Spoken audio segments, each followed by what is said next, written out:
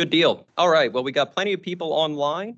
We have a big agenda for the day. So, Greg, I believe we can go ahead and get started. All right. I believe I detect a quorum. Nate, would you please call the roll?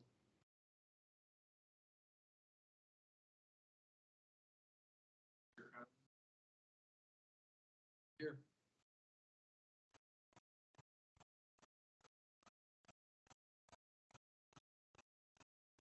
Wonder if they're having trouble hearing you all the way up. Speak up a little bit for me, Nate. Oh, okay. You're muted right now, Rebecca. Let me unmute you if I can. I can't. You mind to unmute, Rebecca, to confirm your attendance? I'm here. Okay. Here. Here. Thank you. And one thing, Ms. Hunter, were you able to hear Nate kinda when he was calling the roll? Were you able to hear him over there? Or are you having trouble hearing anyone else but me?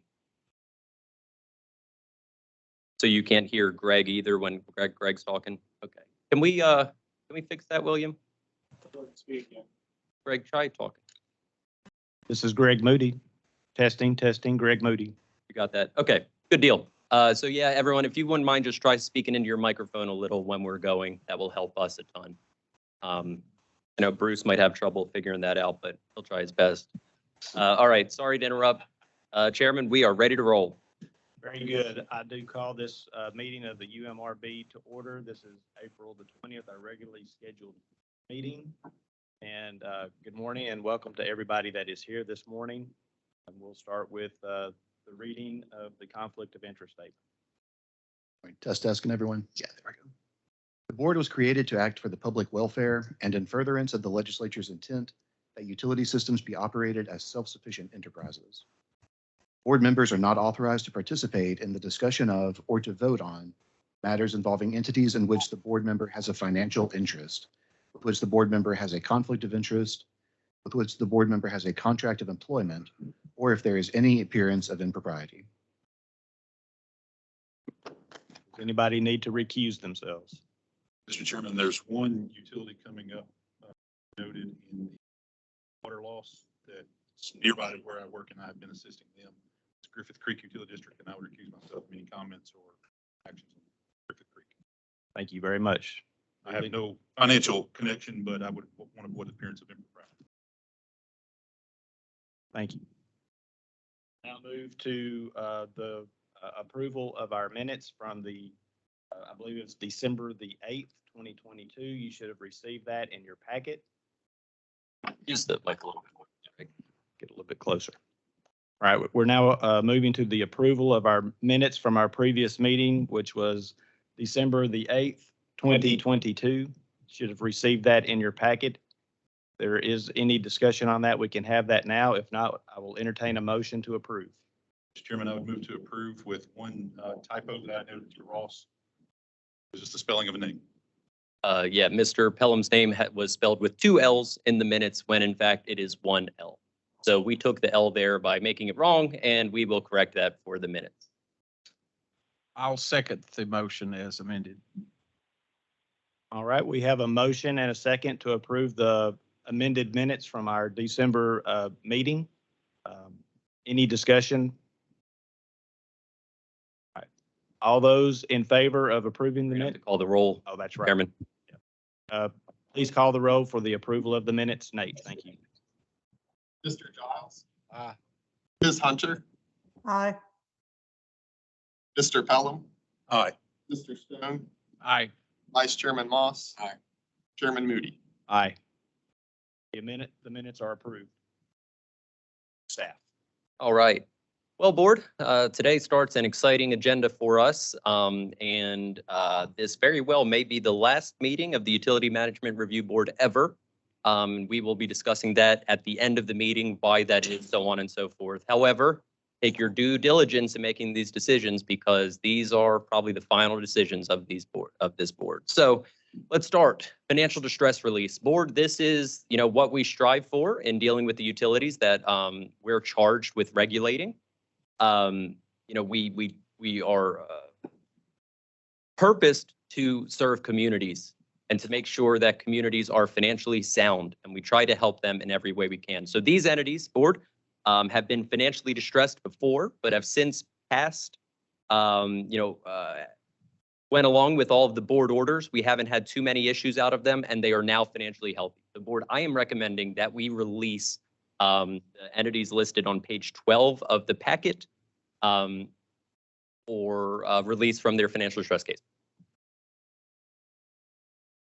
All right, so do we have a motion to accept staff recommendations? I'll make a motion, we accept staff recommendation. Second. We have a motion and a second to accept staff recommendations. Any discussion? None being, Nate, please call the roll. Mr. Giles. Ms. Hunter, Aye.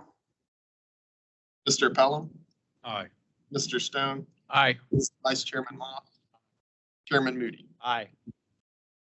Motion passes.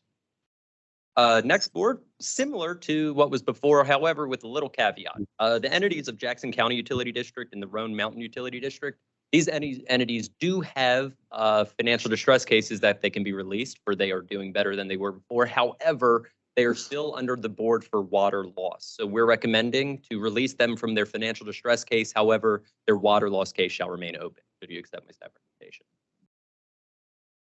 Move to approve. We have a motion to approve staff recommendations. Do we have- Second. And a second. Any discussion? None being, Nate, please call the roll.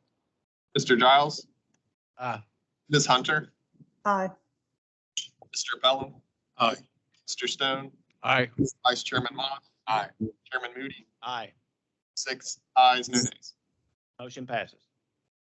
All right, next board, we are on water loss violations. So if you all recall, this board kind of shook up how we handle water loss, in which, before it was reported through the AWWA form, in which now it is reported through our annual information report. If we find an entity in violation of the water loss standard, we then order them to complete the AWWA free water loss software. For those of you that are unfamiliar, the AWWA free water loss software is exactly that. It is a Excel spreadsheet with a whole bunch of numbers that are thrown into it by the folks at the utility, and it kind of spits out very important data about what your water loss is.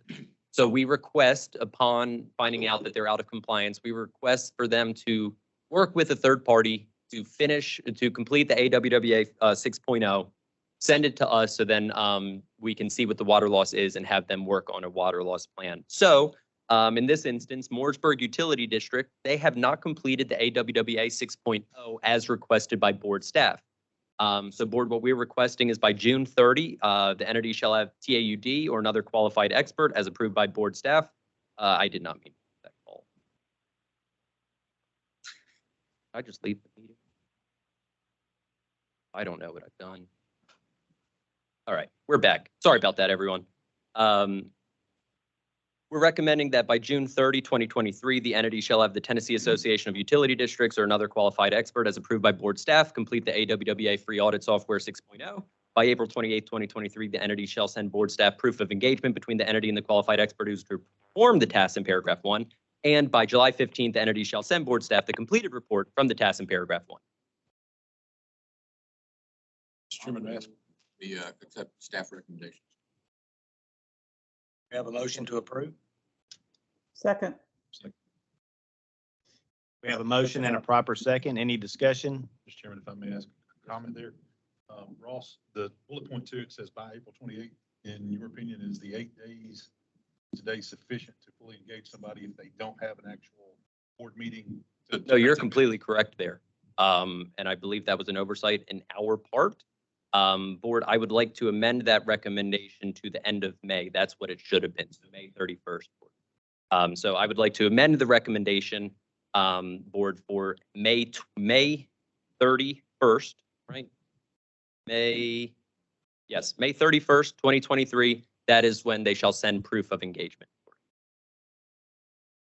I will amend my motion to.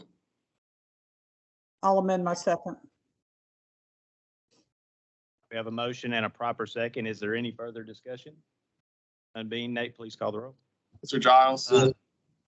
Hunter, Aye. Mr. Pelham, Aye. Mr. Stone, Aye. Vice Chairman Moss. Aye. Chairman Moody, Aye. with 6 ayes, no nays. Motion carries. All right, board. So similarly to what I was saying earlier, upon completion of the AWWA 6.0, the utilities then have to submit to us a water loss plan saying, hey, you recognize that you have the water loss. What are you going to do to fix it? I'm not going to read all the entities on the list, but I'm asking for one recommendation to take all of those entities and require them to submit to us by June 30, 2023, what their plan is to improve their non-revenue water and validity score, and it should include any capital improvements that are to be made. You know, water loss is an interesting thing in Tennessee, and there isn't one right answer for every single utility in the state. So we give utilities the flexibility to send to us what they think is the proper plan to fix their water loss. Should utilities not have a proper plan sent to us by June 30, at a following board meeting, we will require them to work with an outside entity to develop a plan to correct their water loss. You know, because ultimately water loss is just money that you're pumping into the ground, when in fact you should be selling it as much as you can. So, and the second part of that recommendation is the entity shall remain under board supervision until the board releases the entity from its. Make a motion, we accept board recommendation, or staff recommendation. Second. All right, we have a motion and a second to accept the staff recommendations for the water loss plans. Is there any discussion? Mr. Chairman, since the one that I would recuse myself from is internal to this one, I abstain from voting on the entire. Does that make a difference? So the question there, did you hear the question? Okay. Yes, I think we can just recuse your vote from that one entity specifically. It's just understood. I think we can still have the same recommendation. Any further discussion on the motion? None being, Nate, please take the roll. Mr. Giles. Aye. Ms. Hunter, Aye. Mr. Stone, Aye. Vice Chairman Moss. Aye. Aye. You have 5 ayes, no nays. If you all in the notes for when we're preparing the minutes, to make sure to note that Mr. Pelham did not vote on, what entity was that, Mr. Pelham? Griffith Creek. Griffith Utility. Creek Utility District. If you would make sure that he did not vote on the Griffith Utility District item. Next, we're talking about training violations. As some of you are aware, utility district commissioners have had a training requirement for quite some time now. Yet somehow we still have folks that are unable to comply with the very basic requirement of getting 12 hours in 1 year or 12 hours across 3 years.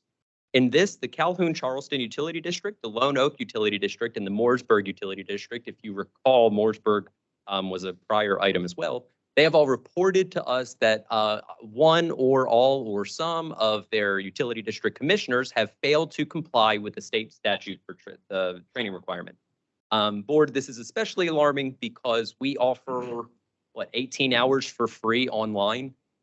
Take it in the comfort of your living room instead of watching Netflix for 12 hours a year, just hop on and watch our riveting stuff about utilities.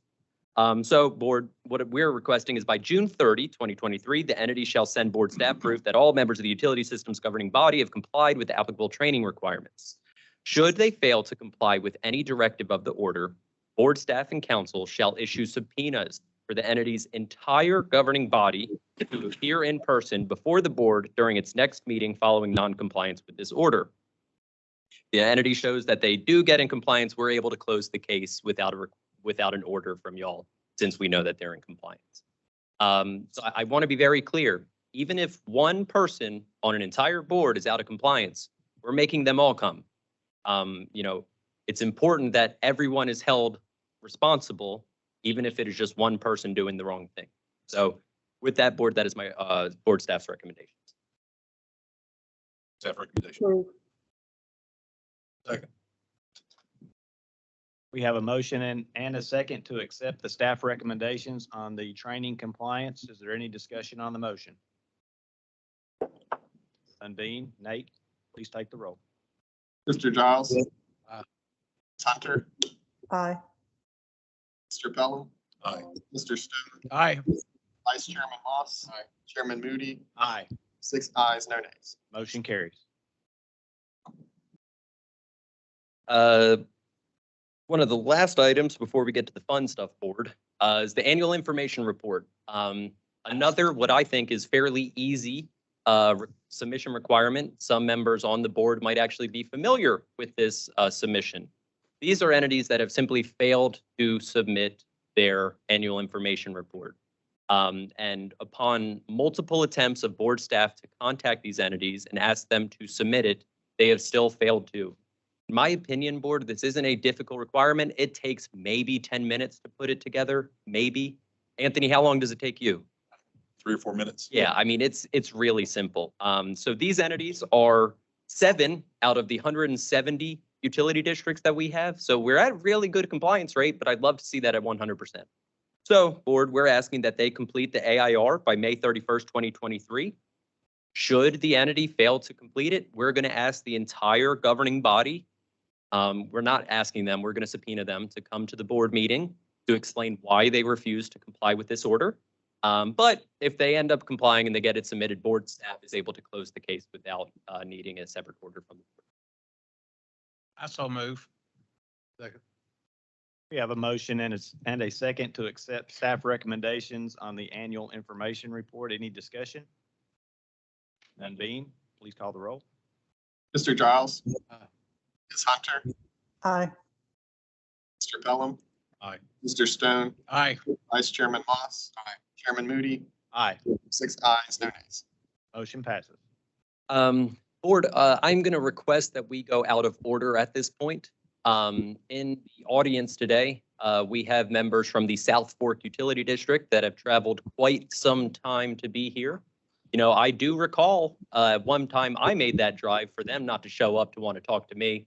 But I don't believe that these individuals were there whenever that occurred, at least in a fashion in which they were associated with the utility district. So board, I would request that we let South Fork go out of order to hear from them. No objection. Okay, 1 second before you jump up here, Mr. Hale, let me get to page it is, and I'm going to give a brief introduction summary, and then I will ask you to join us in addressing the board here. Almost there. And I must have skipped over. Do y'all see what page number that is? 59, thank you all. Okay, so the South Fork Utility District Board, you may be aware, is the result of a merger between the Holston Utility District and the South Bristol Weaver Pike Utility District up in near Bristol, Tennessee. On April 7th, Division of 2022, the Division of Investigations, that's crazy, that was a year ago now. On April 7th, 2022, the Comptroller's Office, Division of Investigations, released a, in my opinion, fairly scathing report about the South Fork Utility District. This led to, our board's involvement for financial distress as a result of one of the original entities being financially distressed upon the merger.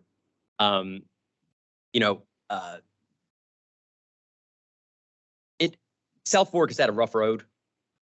It's been pretty difficult to get them where they are right now. However, I am pleased to say that I am much more confident in South Fork's ability right now. I think that's in large part to the new board's attentiveness to matters that need attention, whereas perhaps there really wasn't any. It's also attributed to the board's decision to hire Mr. Adam Hale as their new manager, who I believe has made some much needed improvements for the utility. Board, one thing that I do want to say that is contentious up there, however, I do need to be transparent with you all, is board staff remains steadfast that this district will one day merge with the Bristol Bluff City Utility District. I can't look in my crystal ball and tell you when that's going to be. However, it is my understanding that the ratepayers are going to save money. You have economies of scale, and they're going to get the same service because Bristol Bluff City sells all of its water to the South Fork Utility District. So South Fork is a purchase-only system. For me, it just makes sense. How that isn't to discount the efforts that the current board of South Fork has done to improve the system. However, that is still the route that board staff believes is the best way to go. But that's not what this recommendation is about. Instead, we would like to hear from Mr. Adam Hale and potentially a board member from the South Fork Utility. So, There. yeah, you can come over here. That'd be fine. You can take the podium there. I'm pretty loud, so I can probably talk a little bit right here. Thank y'all for having me today, allowing me to give this update. I'm Adam Hale, former TAUD circuit rider. I started at South Fork Utility District January 1 of this year. Despite the utility's previous shortcomings and problems that they've had, we have a great staff in place now, working very hard to right the wrongs and to make it a great utility. We have a board of commissioners who have been extremely involved. They have the community's best interest at heart at every decision that they've been able to make. And they're working very hard to make sure we're on the right path. I'm excited, to be able to apply my knowledge and to work in a utility district so close to home, especially a district where I have friends and family that live. That means a lot to me. I have a few small updates that I'd like to give you first, and what we've been doing in the last 3 months. One of the biggest complaints that I heard on day one was lack of communication with our customers. A lot of times their customers would call, nobody would be able to answer the phones. They would call in and leave a message, and sometimes that would not be answered till the next business day, 2 to 3 days before their problems were addressed. We've since found a third-party answering service. Somebody is always manning our phones. Anytime that customers call after hours, that's going to be answered through an answering service. We've also got an on-call phone now, which we didn't have before. So we have an employee manning the phone at all times, day and night, weekends, holidays. Anytime that a customer calls in with a complaint, it will be addressed immediately. No more times where these aren't going unanswered. We've had several things that were delinquent. We have, as of January 1, when I started, we had just completed the 2020 audit. So 2021 audit was delinquent and it was time to start the 2022 audit. We're December end year, fiscal year end. So as of January 1, we were to start the 2022 audit. All that has been turned into our auditor, Richard Hill out of Knoxville. We should see our 2021 audit completed and turned into the comptroller's office by the end of May. And then our 2022 audit, I'm told, will be done in August and be ready to turn in. So we're trying to get all that back on board and everything. It was hard to figure out what we had with the books the way they are when we started. Our federal taxes hadn't been paid. Our books hadn't been reconciled in over 7 months. What else? Our utility information report that we spoke about earlier. When Ross let me know that, 3 minutes. We had it, we had it turned in that day. I don't know if we had it done in 3 minutes, but we had it done pretty quick. We had a budget that hadn't been started for 2023, and that was on January 1st of 2023. We've been able to work with TAUD, TUA, Melanie Sane. We also worked with Ross and Miss Lori Barnard, helped us put us through a budget class, and we got that turned in as quickly as possible. Again, with all of our books being so out of whack and our bank accounts not being reconciled in over 6 months, we brought TAUD in. We worked about 2 straight weeks, making sure that all of our books were up to date. All of our stuff was done. All of our stuff was ready to be turned into the auditors. We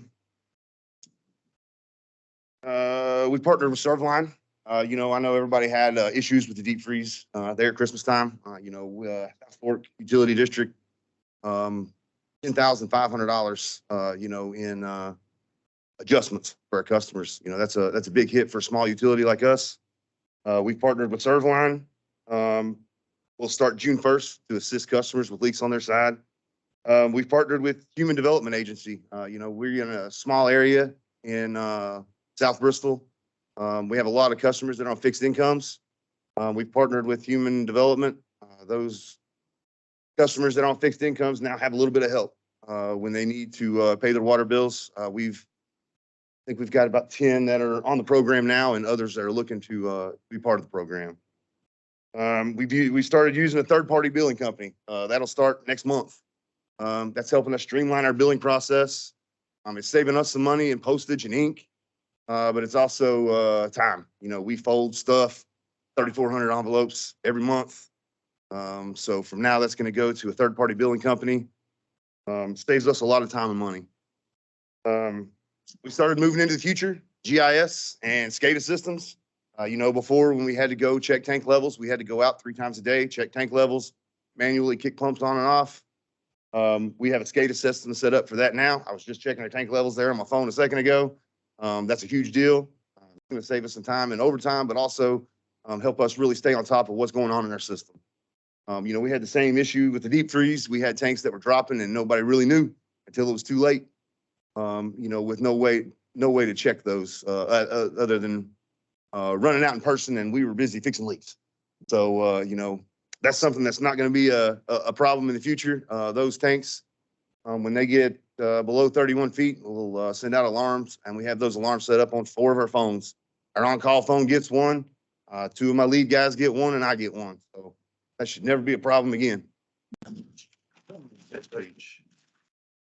During the last meeting for the UMRB, South Fork was given 3 directives. I believe number 1 and 2 coincide with each other. What grants and loans were accepted and what capital improvement projects are underway. Our biggest problem for our extended outages in the past has been Weaver Pike Road, State Route 358. They raised that road about 12 feet 30 years ago, and that water line was never touched. So anytime that we go in, excavate to fix the water line there on Weaver Pike, we're digging about 15 feet. It's dangerous. We've got cast iron mains that tend to burst under pressure, and you guys have worked them. If you put a band on one, you usually have a break a little bit down, and that's what's caused a lot of our extended outages. That was what our ARPA funds were supposed to be allocated for. We've pulled funds that were previously for another project. We've been working with rural development. Trying to get all of those funds, change of scope on those projects. And we're getting ready to start a $3.5 million project. We're going to do all of Weaver Pike. Those extended outages, that's our main trunk line coming from the water plant from BBCUD. That's what caused a bunch of our extended outages. We're going to do it all in one swoop. Hopefully to get that out to bid as soon as possible. We've went through all the red tape with rural development. They've sent all their stuff out. We're just waiting for the thumbs up. We can get that started. Yeah. So board, we could ask Adam to continue. I really appreciate the update that you provided. But the point of this exercise was to show, in my opinion, what new management can really do for a utility, the benefit of new management for a utility, and the careful considerations that need to be provided. And so at this point, I would request if there are any questions directly for Mr. Hale, now is an appropriate time regarding the South Fork Utility District. Otherwise, I'm okay with continuing.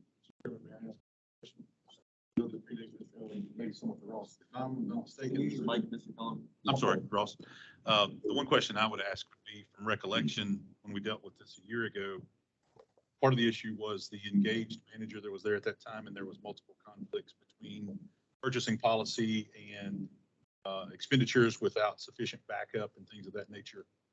Through staff's consideration, have those been resolved such that there's no longer perceived or potential conflicts? And is that person or entity, I was thinking you may have been using rental property that was his and owned. Was the office still in the same location, or some of those conflicts still exist? I'll answer that, and I'll let Adam correct. But my understanding is that, yes, the previous general manager in which there were conflicts of interest did own the property in which the utility was renting the office from, and a shop on that property as well. The utility paid for the shop to build or renovate that shop on the property. It is my understanding that the building, the utility still rents that office space from the general manager or the previous general manager. You could argue that that is no longer a conflict of interest because he no longer has employment. So I've argued that yes, it's been resolved, but I don't think it's a stretch to say that there are still concerns with any further relationships, if there are, between that previous general manager and the current utility. Just to follow that up, from my recollection of that case, the general manager also had a construction company, and there was some repairs back and forth between the utility. Are they still doing any work for the utility? No, sir. We have a full staff now, and we do all of our own work. No more outsourcing. Thank you. I just want to compliment y'all. I mean, I think I was probably probably the most vocal about my opinions of what was going on up there and the misuse of ratepayer dollars. So I appreciate where y'all are going and where I expect y'all to continue to go. Sir, thank you. Good. Okay. Thank you very much for your time. I really appreciate it. Thank you very much. Thank you for driving down here and giving us that input update. Sir, I appreciate y'all having, South Fork Air Commissioners and our staff. Very dedicated, to make sure that things are done right, moving forward. Thank y'all for your time. Is this all in Washington County? Is that where you? are? Sullivan County? Sullivan County. Yes, sir.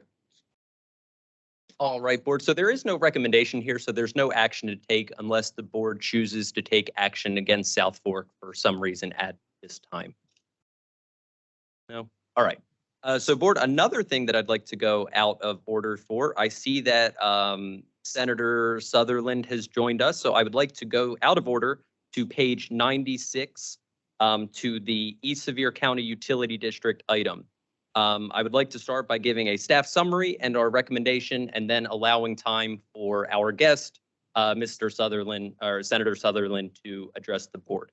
So, board, if you were involved with the last board meeting, you may be well aware of the emergency that is the East Sevier County Utility District. I mean, they were facing very harrowing circumstances. I am pleased to report that a lot of the concerns have since been alleviated. The utility has an agreement currently with the Witt Utility District for the Witt Utility District to provide service, certain services to the East Sevier County Utility District.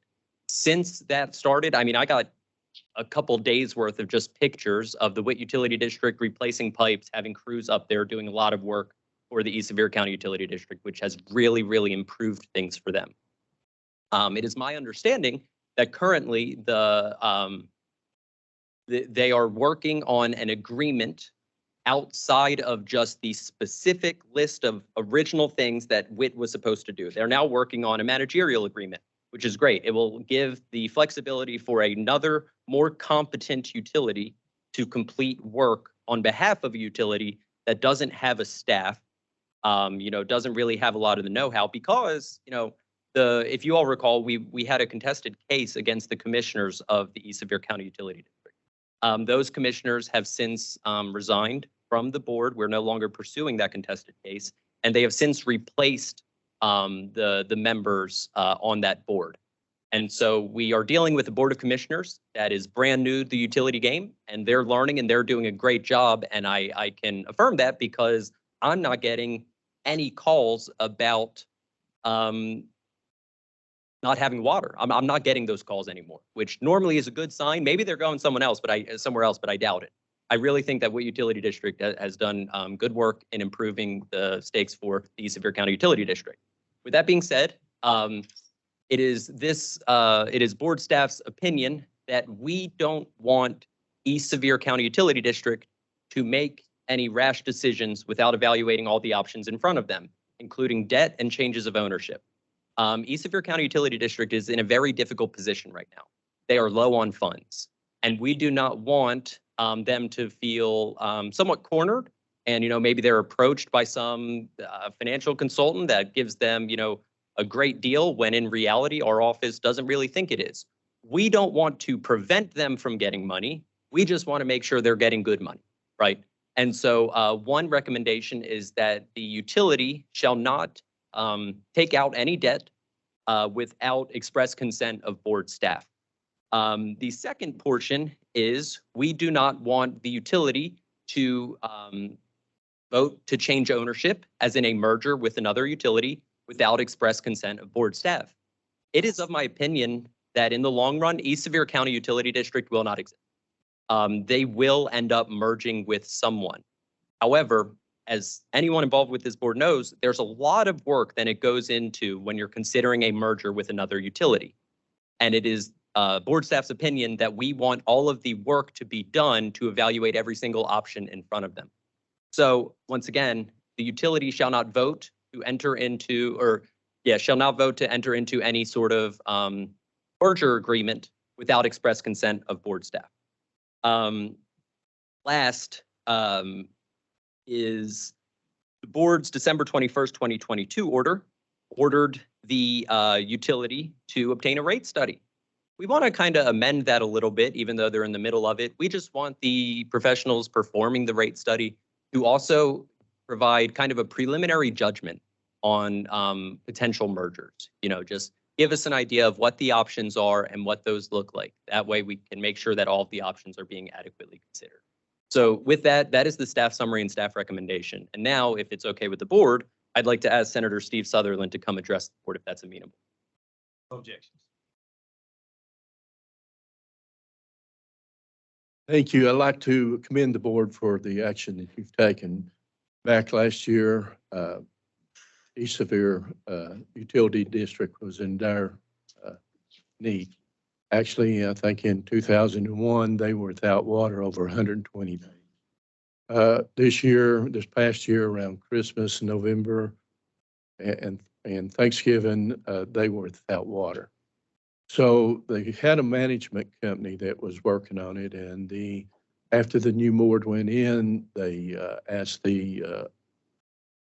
came up with the agreement, and the management company has now gone. Okay, after they had an agreement with Utility. Utility came in within 3 days and had got everyone water. They have done an excellent job. Okay, I even called one of the board members and I said, "I hear you've got a problem." And he said, "What's that?" I said, "There's water coming out the top of the tank." It had so much water, you know, and it was because of the leaks there. East Gut has approximately 70% water leak. So the worst in the state. So now everyone has water. But the management company that had them before, when they left the files thrown on the floor. Their financial situation is there. They left it, and as they continue to look at the books, they're in their financial stress. They owe a lot of money. They don't have any money, okay? They don't have the money to buy the chemicals this week for the water, okay? So where are they going to get this money? You need to borrow some money to get the chemical. And now this morning, another leak has sprung up, and it's draining on the tank, and that section needs to be improved. So they need money there. So on these items here where it says the entity shall not acquire any new debt without express consent of the board or the staff, where are they going to get the money this week to pay for their chemicals? If they don't have it, then the people are going to be without water again. Where are they going to get the money to pay for the work that's going to be done to fix the water leaks today that have drained the water tank halfway down? So these are some emergency things that need to be done. So on this, with this recommendation, also you have a statement where no merger shall take place. There's 3 utilities that could possibly do.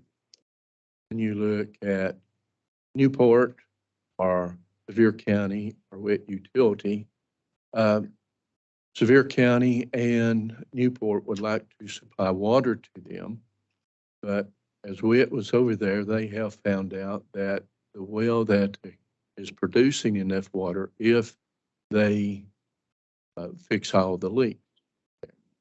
So we don't need somebody to supply more water to them, which is what the other 2 companies were looking at doing. We need someone to come in and fix the problem, fix the leaks. So, you know, it's been over a month now, and this is the first time in in a long time that they've had steady water for over a month. And it's because of what WIT Utility has gone in and done. So also in this, you know, where it states there would be no merger, if you turn to section G, petitions for a merger or consolidation of utility districts or for consolidation of a utility district with a municipality or county under subsections E and F shall be filed with the Utility Management Review Board simultaneously with the filing of the petition with the county mayor or mayors under subsections E and F. Such petitions are not subject to approval or disapproval by the Utility Management Review Board as set forth in 7-82-2201 and subsection A, and are not subject to approval by the county legislative body or bodies as set forth in subsection. So when you're saying we're going to deny them to merge, right now they're not looking to merge. They're just trying to get their water system there. As of right now, they have asked the other local if they would like to merge with them, the other utilities. So no one has come forward and presented a merger plan yet. So what I'm asking the board to do is to delay this until the next meeting, because if you don't, they won't have any money to borrow to fix the right to borrow money to fix the leaks or to buy chemical. And so this is my request that you delay this decision on East Sevier County until the next month's board meeting. And board, I would like to clarify that we are not preventing them. We are just giving us the ability to make sure that, if they are in dire need of money, no one approaches them and says, yeah, we'll give you $100,000 at 50% interest. We don't want them to get a payday loan. We want them to get smart debt. We want them to find emergency grants. They can get grants all day long. We don't want them to take out bad debt. And we're not saying that they cannot merge. We are merely saying that the board staff has the ability to review such mergers to ensure that they are in the best interest of the community. And so that is my response to what the senator stated. And I think now if anyone has any questions for the senator. What level would you, when you say they can't take on any debt? Yardstick there anywhere? There's no threshold. What the recommendation says is that they shall not acquire new debt without express consent of board staff. Keep in mind, if they sent me a request today and they said, Ross, found $100,000 and we're going to get that at 2%, we need this. I don't see issues with $100,000 at 2%. And express consent of board staff, I can provide that immediately. It's not something that has to be a long drawn out process. So no, there is no threshold on the amount that is set for the debt. Now, what I would like to mention on that note is we have had discussions in our office regarding the constitutionality of acquiring debt for operating expenses. If you get debt for getting an operating expense, the state of Tennessee has made it very clear that that is illegal. So that's not even a me judgment. If you find someone willing to loan you money for the funding of operating expenses, such as salaries or chemicals, that could be very problematic in and of itself. So, but, I am of the mindset that if they're at risk of not having chemicals to treat the water, that takes precedence of pretty much everything. I'm not in the business of being a roadblock to people having the good water. I'm in the business of making sure that people are making smart financial decisions. Let me ask a question, maybe outside of the financial. We had a large contingent of folks that were here at the meeting from East Scud, and there were numerous that had brown, orange, cruddy water, dirty laundry, bathing, bathrooms, pictures. As outside of the financial, we'll come back to that, but from a quality standpoint, have those repairs with WIT helping them, have that subsided and you're not getting those calls? So in my opinion, they may not have subsided completely, but they've definitely improved because from my understanding, what's occurred is that WIT focused mainly on leaks. I know that there were discussions of cleaning some of the filters, Some of the pumps weren't working correctly, some of the filters weren't working correctly. I think a lot of that stuff has been fixed. So I don't know if it's fixed completely, but it has improved. To me, there were kind of the three issues. One was water quality. One was water dependability, that you had it not being out for long periods of time. And then you have obviously the financial tag on it. It doesn't matter how cheap or how expensive it is or how dependable it is, if it's no good. Correct. Does their rate structure support their operation cost? That would be my first question. And second, if they have no money for chemicals, how are they going to incur debt this week in order to cover those costs? And so you raise a good point, because so currently their rates are high. In my opinion, they cannot afford to do another rate increase. But if I remember correctly, for just a few thousand gallons of water and sewer, we're looking at $106 minimum. I think the minimum bill, and I think that includes maybe 2,000 gallons, something like that. I mean, it's expensive. And surprisingly enough, I don't get a lot of complaints about the price of the water. They realize they're a rural community. It's going to be expensive. They just want dependable, good water. So, yeah. So, but to the second part of your question, Mr. Giles,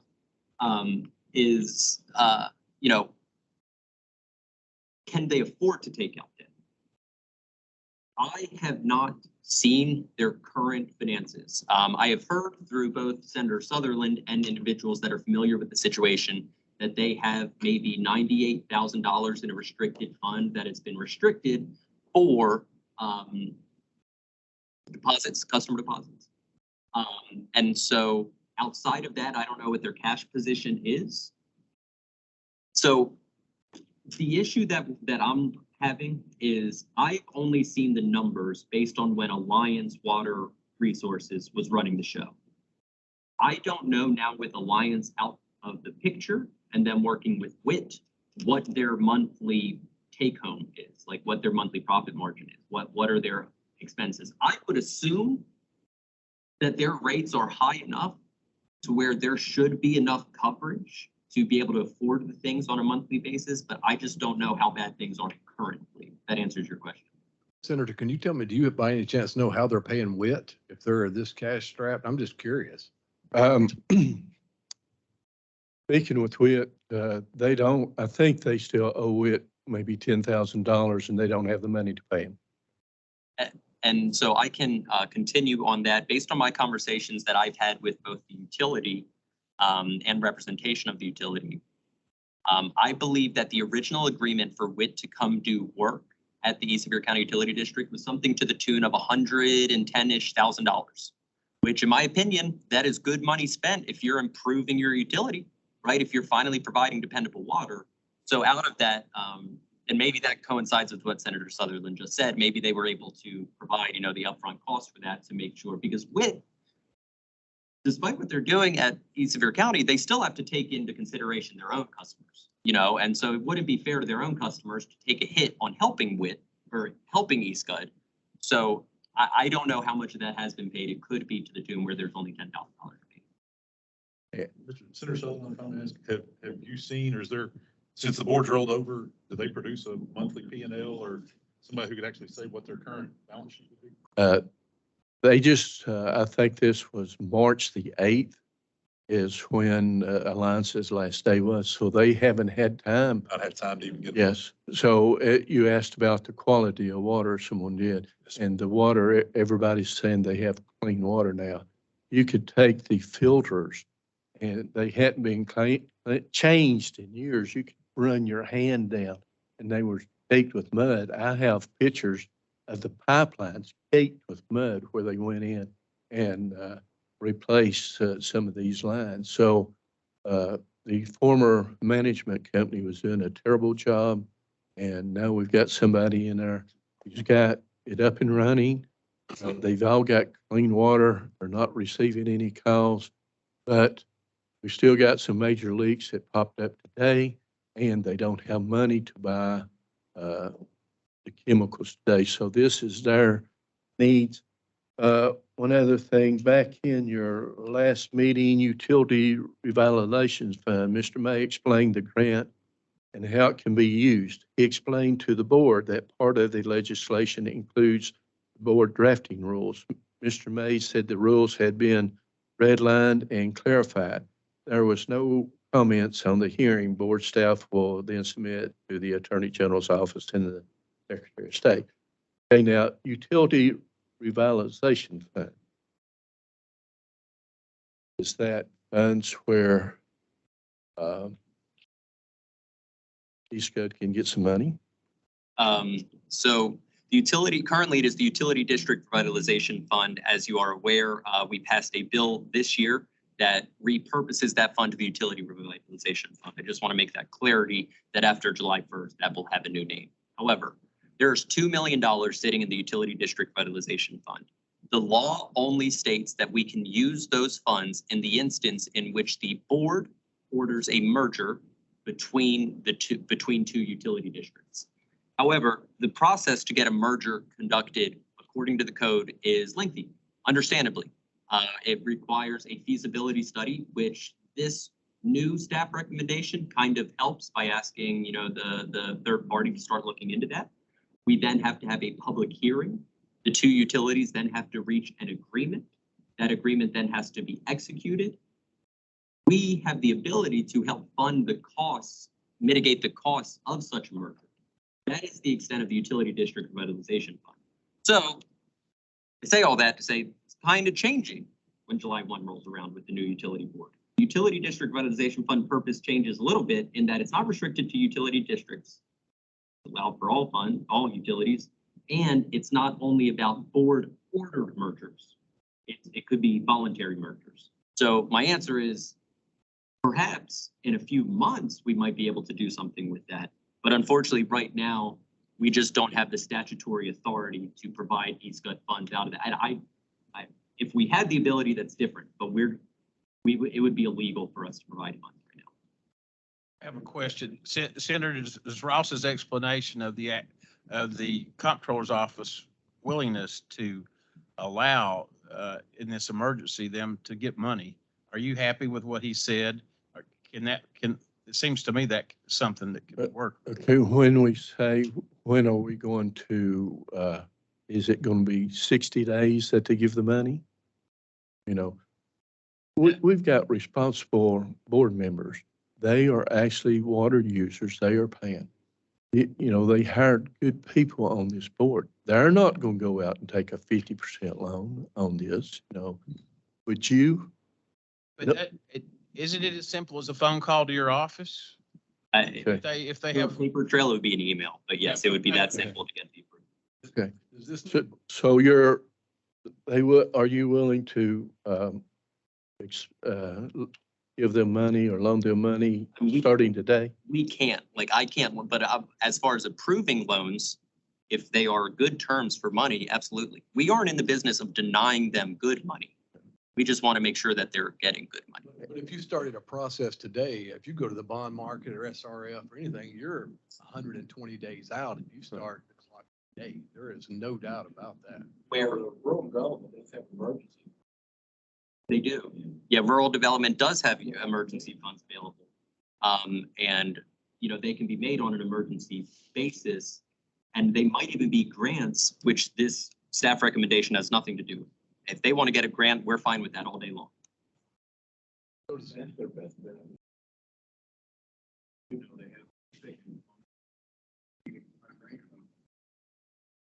Was East Severe's new board, are they taking exception to what we're asking? Trying to give them a layer of protection. I feel like that's what we're trying to do. So We're just asking for a delay right now of 30 days so they can get the chemicals and get the leak stopped right now. So there's, as far as any merger taking place, if you would like to say, okay, within the next 30 days, no merger can take place. But we just want to make sure that they are able to provide water. But when you look at the law, such petitions for mergers are not subject to approval or disapproval of the Utility Management Review Board as set forth in 7-82-20 and are not subject to approval by the county legislative body or bodies as set forth in subdivision. So that is something that you allow the utilities to decide on. Now, we don't want, right now, they're not looking to merge together. They are trying to get reliable water. That's what we're trying to do today.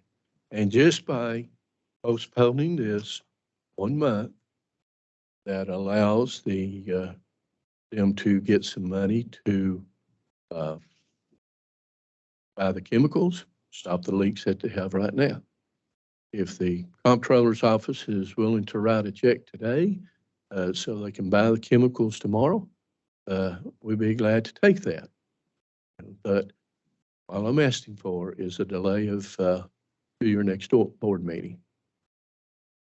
With, I guess, the money, maybe I misunderstand the revitalized utility revitalization fund money is not something. No. But if Ross expresses, as he said, willingness to email approve whatever funds, so the funds would still have to come from somewhere, whether that's a local bank, Right. lending agency, bonds, what have you, as long as there was responsible spending, should be at the time of an email. But if item 2 were stricken, then you basically said, or in its place, no mergers would happen until item 4 happened, and you had that study with that. That would, There would be no mergers considered instead of the place of 2, instead of the board having, Ross or board staff having any approval or consent, that there was just, instead of item 2, no mergers would be considered until item 4 were done, and then it came back at that time. That Okay. match that. that would make sense. We're in a dire situation. Sure. And That will eliminate board staff from being involved in any merger considerations. Right. Just from our UMRB board meeting saying to amend 2 and just say no merger would be considered or would be permitted as part of this action. Is that? I do. And I think it would be a cloud number so that they can pursue short-term financing for operation costs and pick a number to whatever the board's adequate with. And that way they can pursue funding and get going for chemicals they need immediately. Here's the one other thing that I'll add is keep in mind our office does have authority over debt approvals regardless. And like, even if it is an emergency funding, our office still has the approval. This is just an extra layer of that when it comes to debt reporting with our office.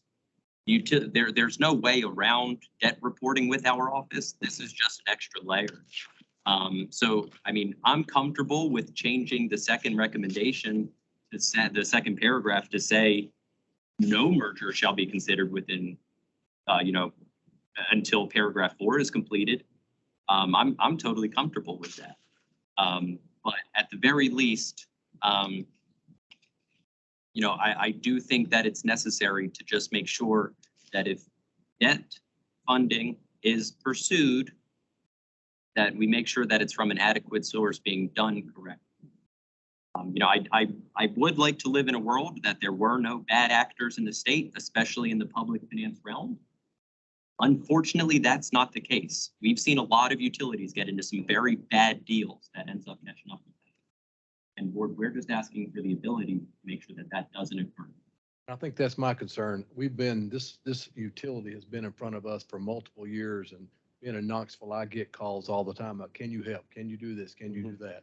Now I feel like I've finally turned a corner. We've got rid of the company that was taking advantage of the homeowners in that area. Right. I would hate to see a new board, just purely out of lack of experience, make a bad decision without, some folks who've been in the business 30 years to give them a little bit of guidance. So, whatever that's worth. And one of the things he stated on them going out and getting a loan for 50% interest rate. You could they can acquire new debt, but let's pay, okay, you can't pay over 10%, with it. Instead of saying you can't go out and get any new debt, let's say if they do decide to get a debt, let's state you can't get a loan over 10%, and that's high. I was in the mortgage business, financial business for 32 years, and 10% would be high, and you can get a whole lot less loan for that on today's market. So I'm sorry to interrupt you. Sorry. Clarification for me. Is it illegal to borrow money for operation cost? Do you all have that answer? I believe that's something that we. I don't recall the answer. Okay. Okay. So, I can give my, oh, Sheila. So Sheila Reed, our Director of Local Government Finance, might be able to provide an answer to that. Do you repay that?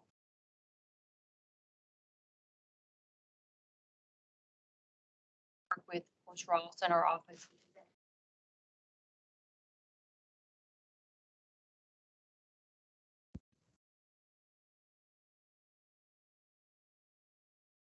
They could go to a local bank in theory, borrow enough to buy their chemicals to get them through till they get their operations. Line of credit. Line of credit, yeah. And that isn't something that we're opposed to. We just want to have that extra layer.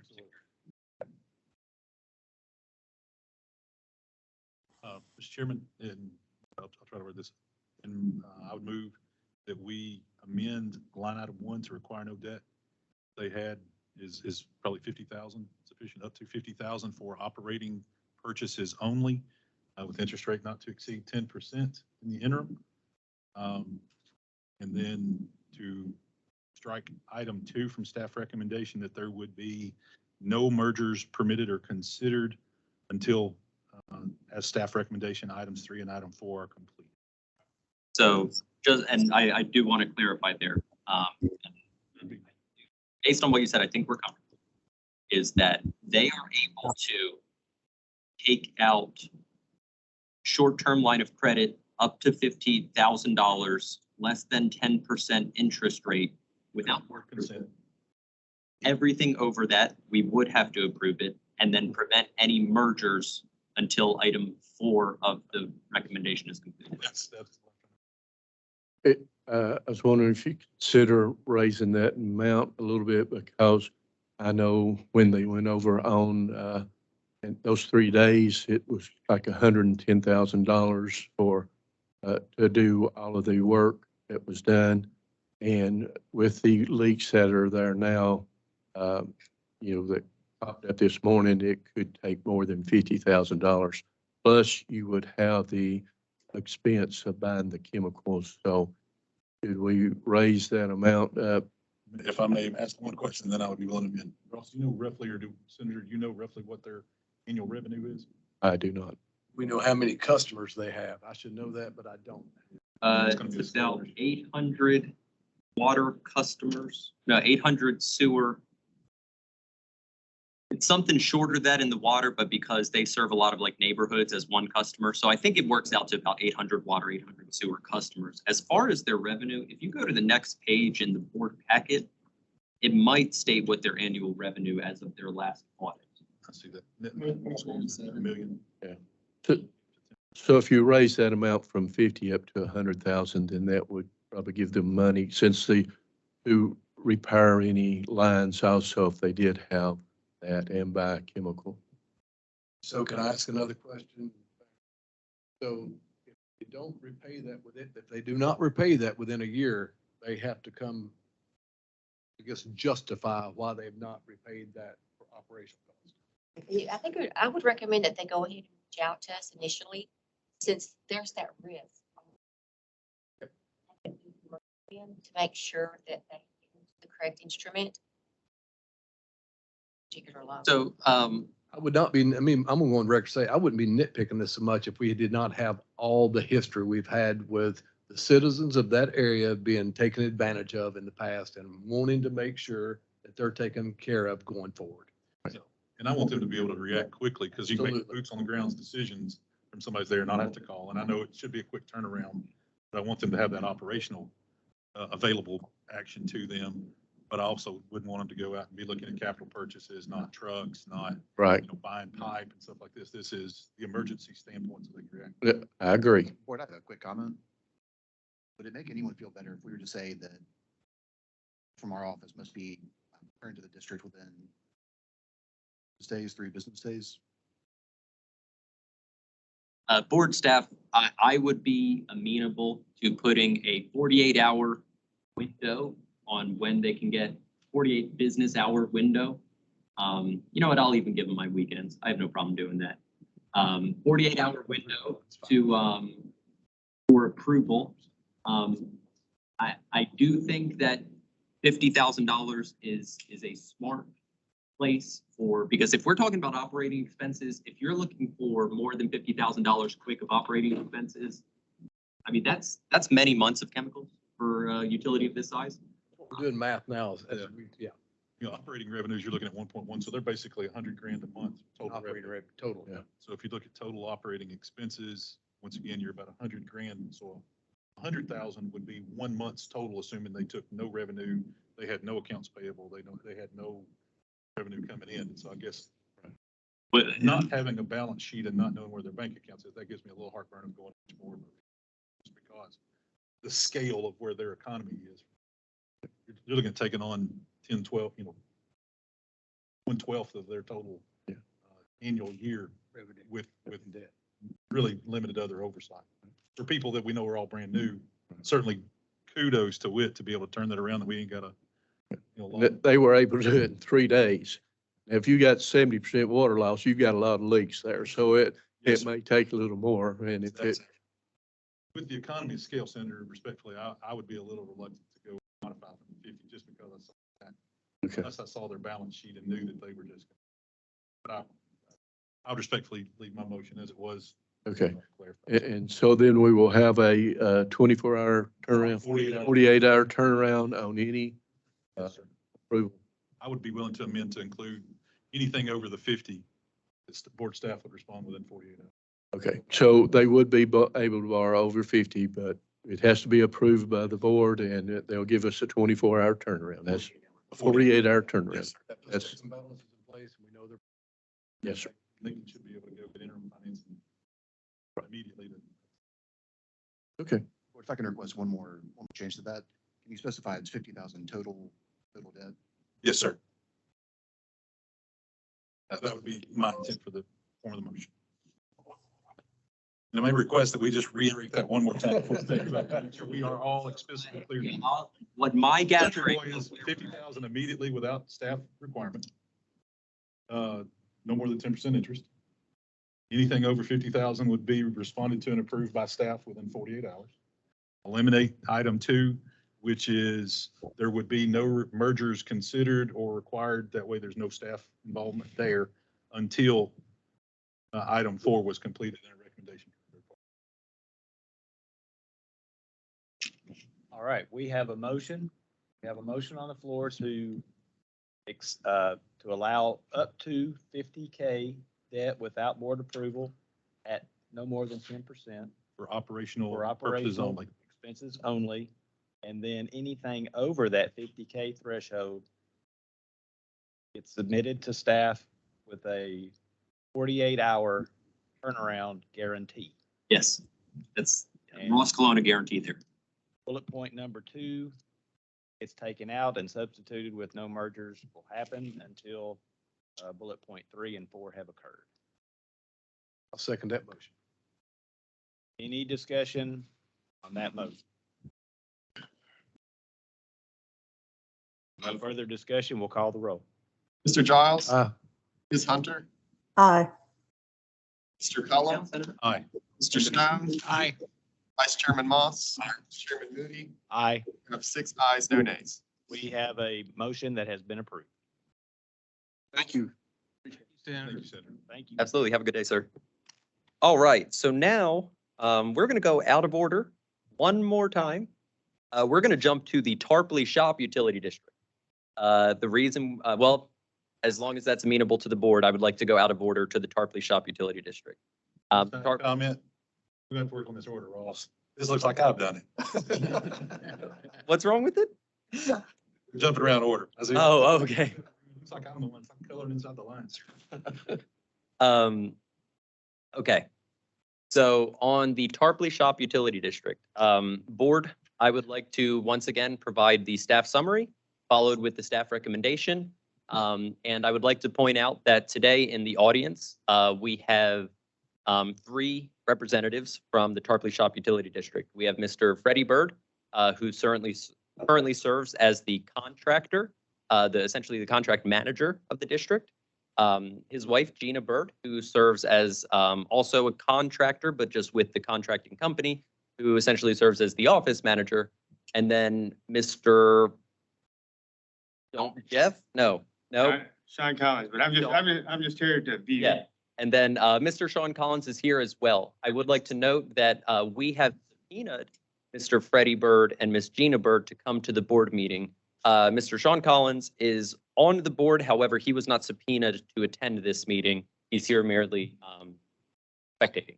So with that, board, I would like to provide the staff summary, the staff recommendation, and then I would invite any questions that you may have for Mr. Freddie Bird or Miss Gina Bird to be answered by the board.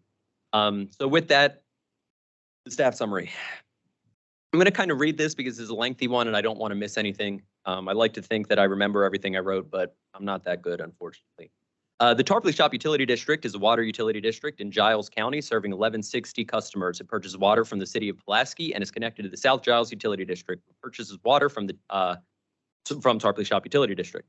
December 2022, the UMRB began investigating Tarpley Shop. The Tarpley Shop board consists of 3 commissioners, Larry Duncan, Sean Collins, and Jeff Williams. Tarpley Shop did not provide any of the requested annual training statements for the commissioners as applicable. As such, board staff believes no commissioner is eligible to receive compensation from the Tarpley Shop Utility District. Board staff finds that the customer should have to repay their compensation to the district should they wish to continue to serve as members on the board. All right, point of clarification. For those of you that are familiar, we've kind of been through a recommendation like this before. As you may know, utility district board commissioners have to complete an annual training statement due every January by January 31st. The law is explicit. If that is not followed, the utility district commissioner is not eligible to receive any compensation or benefits. When we requested the information from the Tarpley Shop Utility District for these annual training statements, they were not provided. The reason was given that, they provided a letter from TAUD in 2013 stating that the 3 commissioners at the time who attended the training, the letter from TAUD stated this training information has been conveyed to the comptroller's office. So the utility district took that from that 2013 letter to assume that they no longer have to record their own training, including the annual training statements. No. The law is clear. That training statement has to be filed locally by January 31st every year, be available for inspection, and it has not. So at which point, board, I would argue that Mr. Duncan, since one was never filed, since the inception of that training statement law, Mr. Duncan was not eligible to receive pay.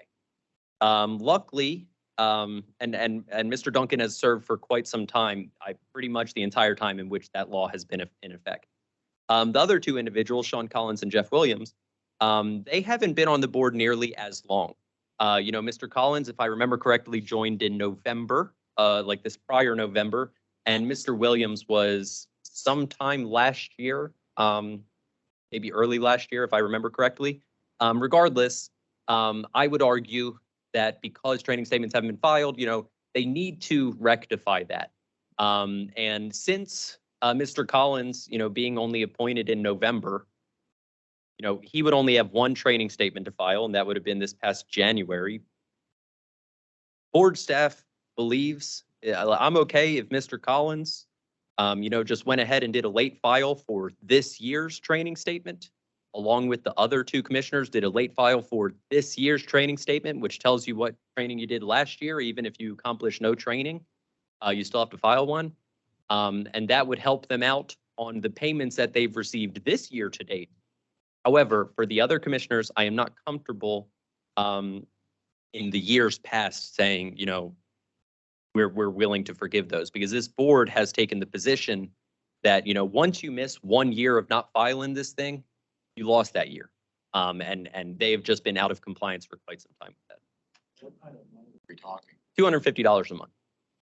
A Yeah. month? Yeah, that's the compensation that they receive is $250. Is that correct? Am I incorrect on 250? Okay, $250 a month. So Did you say that Mr. Williams was appointed last year, though? can one of you from Tarpley Shop answer that when Mr. Williams was? Maybe around August of 22. August of 22. So not, And Mr. Collins was November of 22? Yes, sir. I did not complete any training last year, but they told me I had a year to complete it, and I am currently working on it through the. Yes, sir. Yeah, and I do want to be clear that this isn't about them not completing the training. This is about them not, because if you completed no training, you still submit the document that says I completed no training. So we're totally fine with them catching up on the training. It's just the failure to report this statement. So that's that section. I mean, this is going to be a long one, so y'all buckle up. We're taking this long on the first paragraph, right?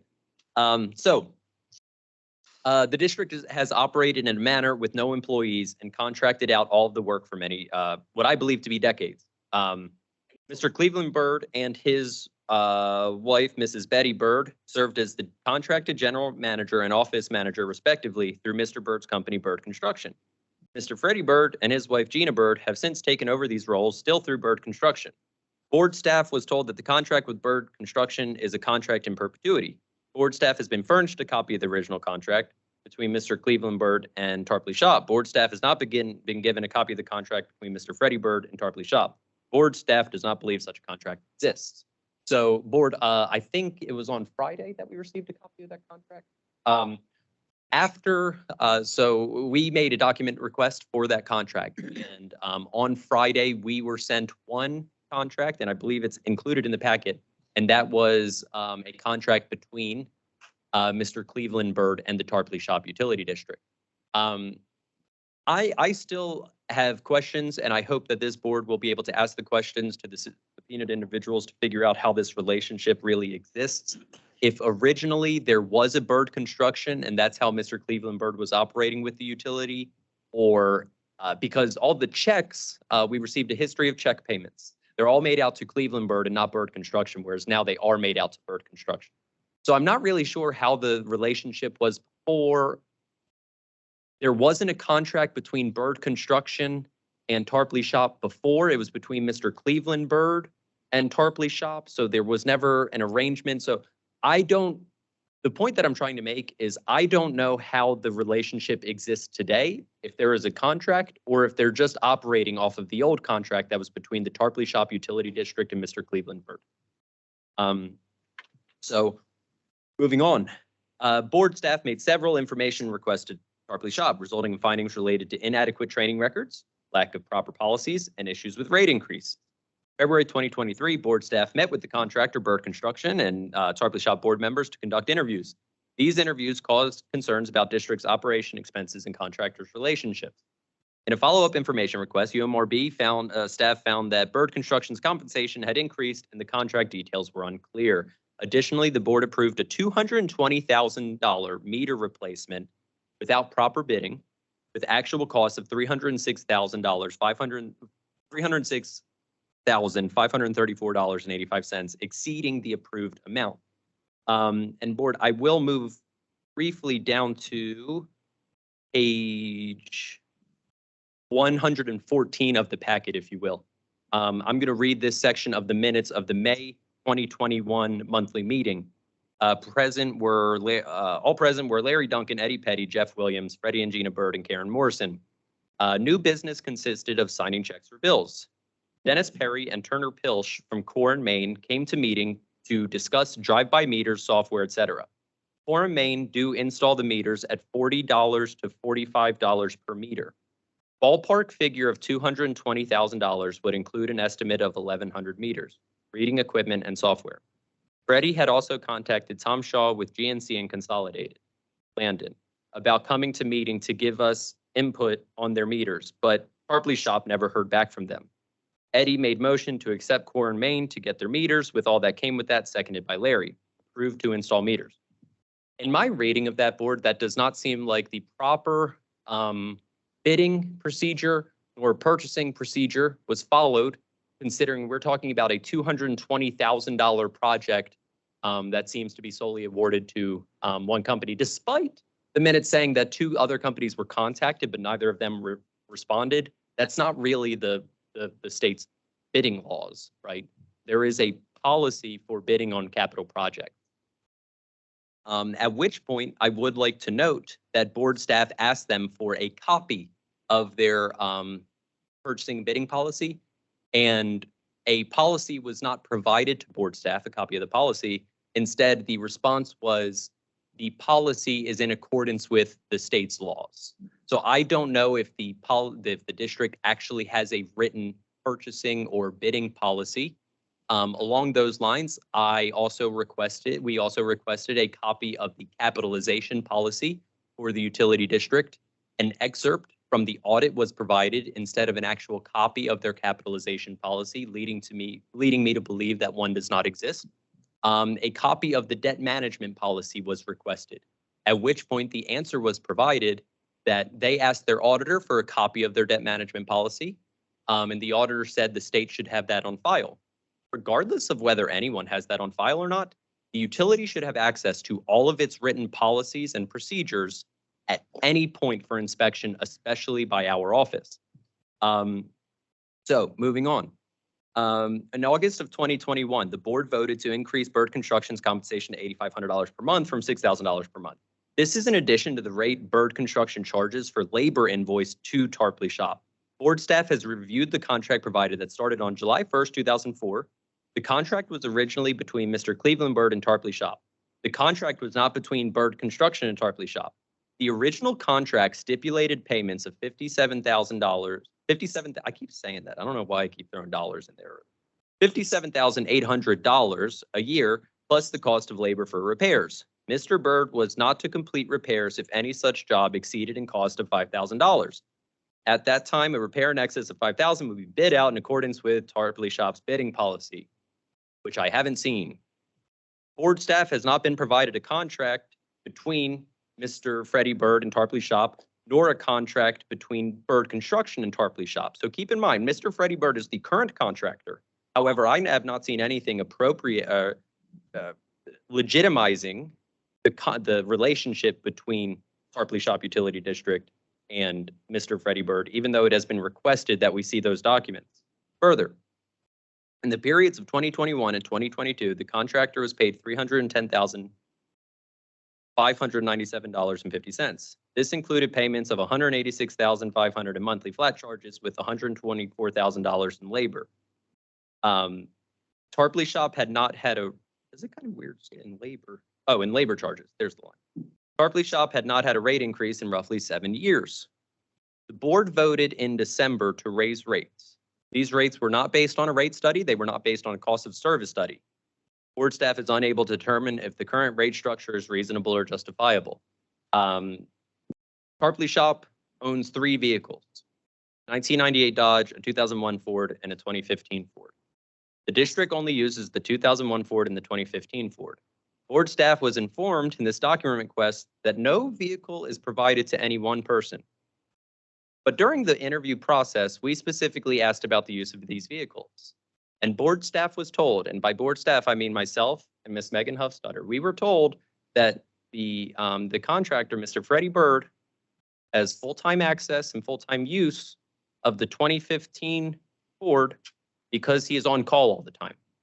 So we were told that he does in fact use the vehicle all the time. That's that's his vehicle. On top of the utility pays the gas for that vehicle, although he is a contractor. Board staff does not believe that the utility should be providing vehicles to a contractor. Furthermore, Tarpley Shop doesn't have a copy of its capitalization, purchasing policy, debt management policy, doesn't have a leak adjustment policy, but they were providing one adjustment per account annually, but an amount wasn't disclosed to board staff, so they were providing leak adjustments once a year for customers, but we don't know what that leak adjustment was. Also, we requested all customer invoices, billing adjustments, and cell phone bills from January 2022 to present. We were provided cell phone bill summaries. We don't know what they're paying for. We just know the amount. We weren't provided customer invoices. We weren't provided billing adjustments. It was an ineligible document or illegible document, excuse me. And I will pull up a copy of that document. Assuming it opens. When I asked for the adjustments board, this is what I was sent.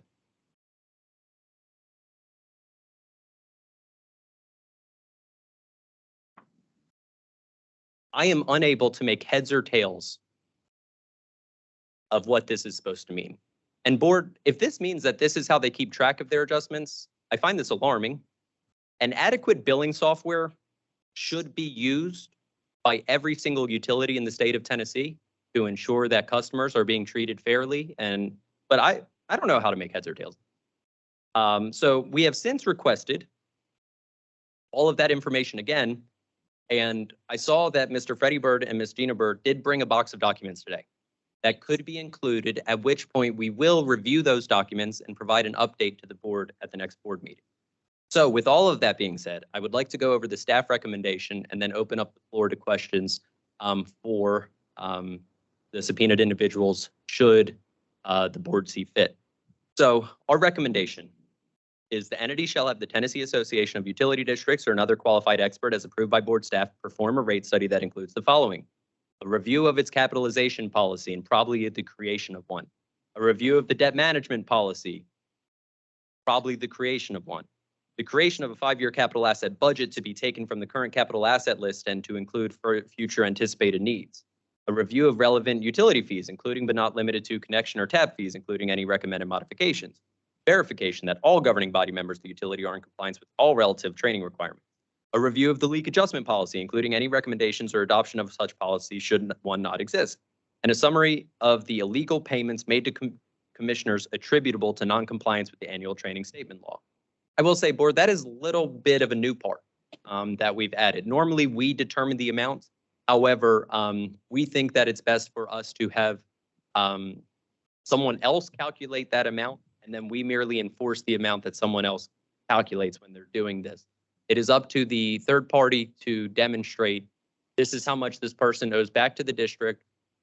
And I will say, I want this on the record, we have the practice of if a commissioner chooses to stop serving, we do not order the utility to seek restitution from that commissioner for those illicit funds that they were paid out.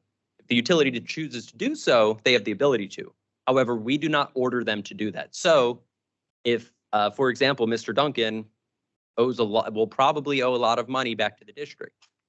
Should he not choose to pay that money back and chooses to resign, we will not order Tarpley Shop to collect that money, but they are eligible to do so through a court of law.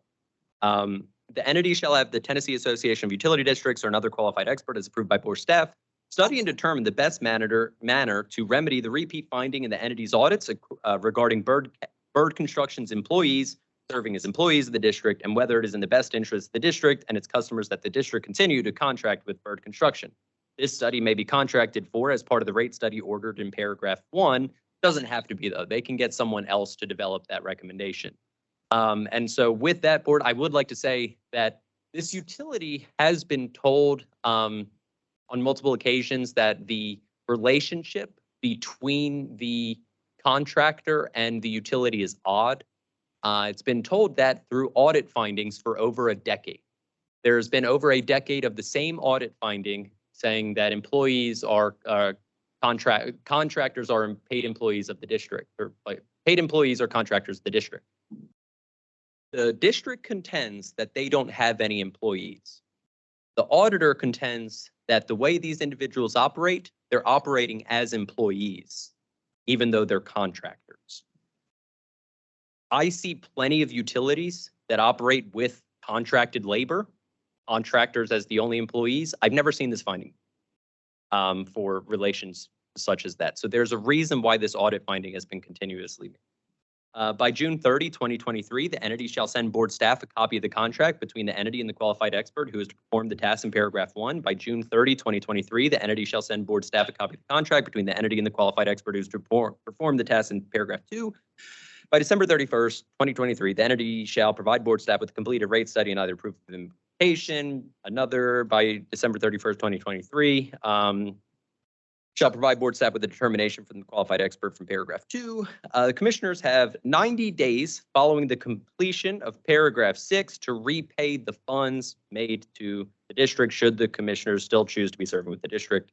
The amount owed shall be the amount calculated pursuant to paragraph 1G. The entity shall not enter into any management agreements with any other entity without express consent of board staff. So we're kind of going through the same exercise that we just went through with East Sevier County Utility District. We don't have a problem with management agreements. We just want to vet them and make sure that they're adequate and the utility doesn't get into something long-standing that could hurt the customers in the long run. With that, those are the staff summaries and the staff recommendations. Board, at this time, do you have any questions for me directly, or would you like me to bring Mr. and Mrs. Byrd forward? Mr. Chairman, I have just a couple of questions because I'm not familiar with that part of the state of Tennessee at all. But if I understand the routing of water, Pulaski is the water provider. They produce water, sell it to Tarpley Sharp, and then Tarpley Sharp also passes through and sells to another utility in Giles. Correct. This has nothing to do with Giles. This is just the 1,106 customers of Shop. Correct. The South Giles Utility District, yeah, this does not involve them. And then, just from my understanding, are there any utility district employees, or is it just 3 board members and then contracted, which is Correct. construction, who does all operations, office management, all basically utility operations? Correct. Walk me through the contracting process. Look, again, I'm confused. So Byrd Construction provides the administrative services in the office as well. It's one entity or 2? It's one entity. It's Byrd Construction. Byrd Construction is owned by Mr. Freddie Byrd, from my understanding, Okay. and his wife, Miss Gina Byrd. Miss Gina Byrd operates as the office staff. Mr. Freddie Byrd operates as the field staff. And that is the entire staff. So it is one entity. So, and then it says in August 2021, compensation was increased from 6,000 a month to 8,500 a month. Then there is board staff is, no, that's not. Then there's charges for labor invoiced on top of that. Yes, so they get paid a flat $8,500. Well, I'm basing this on what was found in the original contract with Mr. Cleveland Byrd. I'm assuming they're following that same practice with Mr. Freddie Byrd and Byrd Construction, even though I haven't seen a copy of that contract should one exist. But the way that it was originally done, and that's the practice I think they're continuing, is there's a flat fee. So in this case, it's $8,500. And then there's hourly labor charges for repairs and such. Who provides materials for those repairs? The district purchases the materials. Who make, I'm sorry to interrupt you. Go ahead. Who makes the operation decision to buy what? And I believe that has been delegated to Mr. Freddie Byrd. is it appropriate to ask them questions? I think now is an appropriate time to bring them up. Mr. Byrd? Sure. Yes, sir. Would you mind giving us, and maybe this would be to Mr. Collins, I realize you're new, but do I understand the organization right? You have 3 board members? Yes, And sir. you were appointed in November, and then Mr. Byrd, you and Mrs. Byrd, you handle basically the field and your staff? And Yes. Mrs. Byrd, you handle the office? My mother and dad took care of it. Since my mother has died, Don't. they asked me, would I don't need no more. But it helps them hear it all. Okay, but anyway, I would like. they asked me, would I? Sure. And I said, Barry, can you flip the microphones? Those online can hear you. Thank you. Excuse me. Those of us online can't hear him. okay, I'm here now. Anyway, I was asked when my dad died would I run it? And I said, yes. So we're just running it the same way it was. Have you ever been a party to a contract between either Byrd Construction or yourself and Tarpley Shop? See, Byrd Construction still is Cleveland Byrd, but when he died, we had to take his name off of it because they can't write a check to a person that can't sign it. Sure. You know what I'm saying? So were you involved when the payment increased from Yes, 6,000 to 8,500? And so that was done in a formal board action at some? yes, yes. There's 4 employees that's getting paid out of that $8,500. Plus, we read the meters, we cut the grass, we do everything, that's supposed to be done out of that $8,500. And no, I do not drive the truck other than Tarpley Shop business. I get in my own truck when I go to work.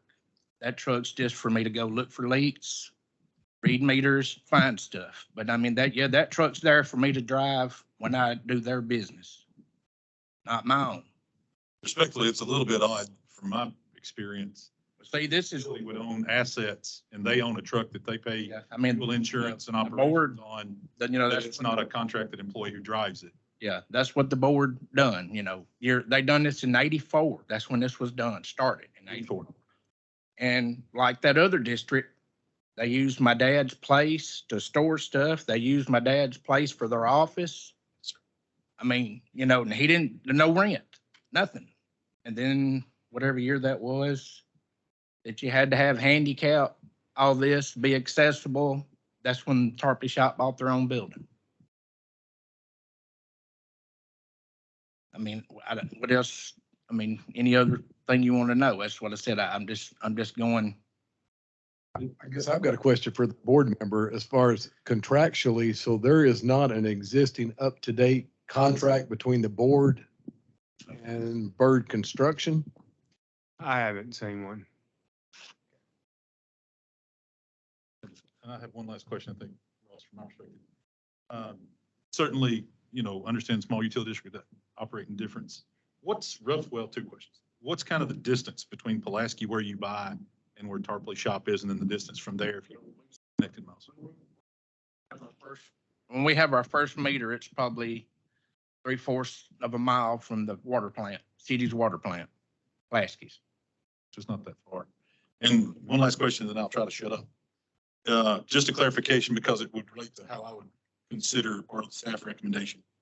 Mr. Jeff Williams, who's not here today, was he appointed as a new board member for the first time? Yes. August of 2022. So he's, Mr. Williams and Mr. Collins are both Yeah, they're new. very recent appointees. One of them resigned and one of them died.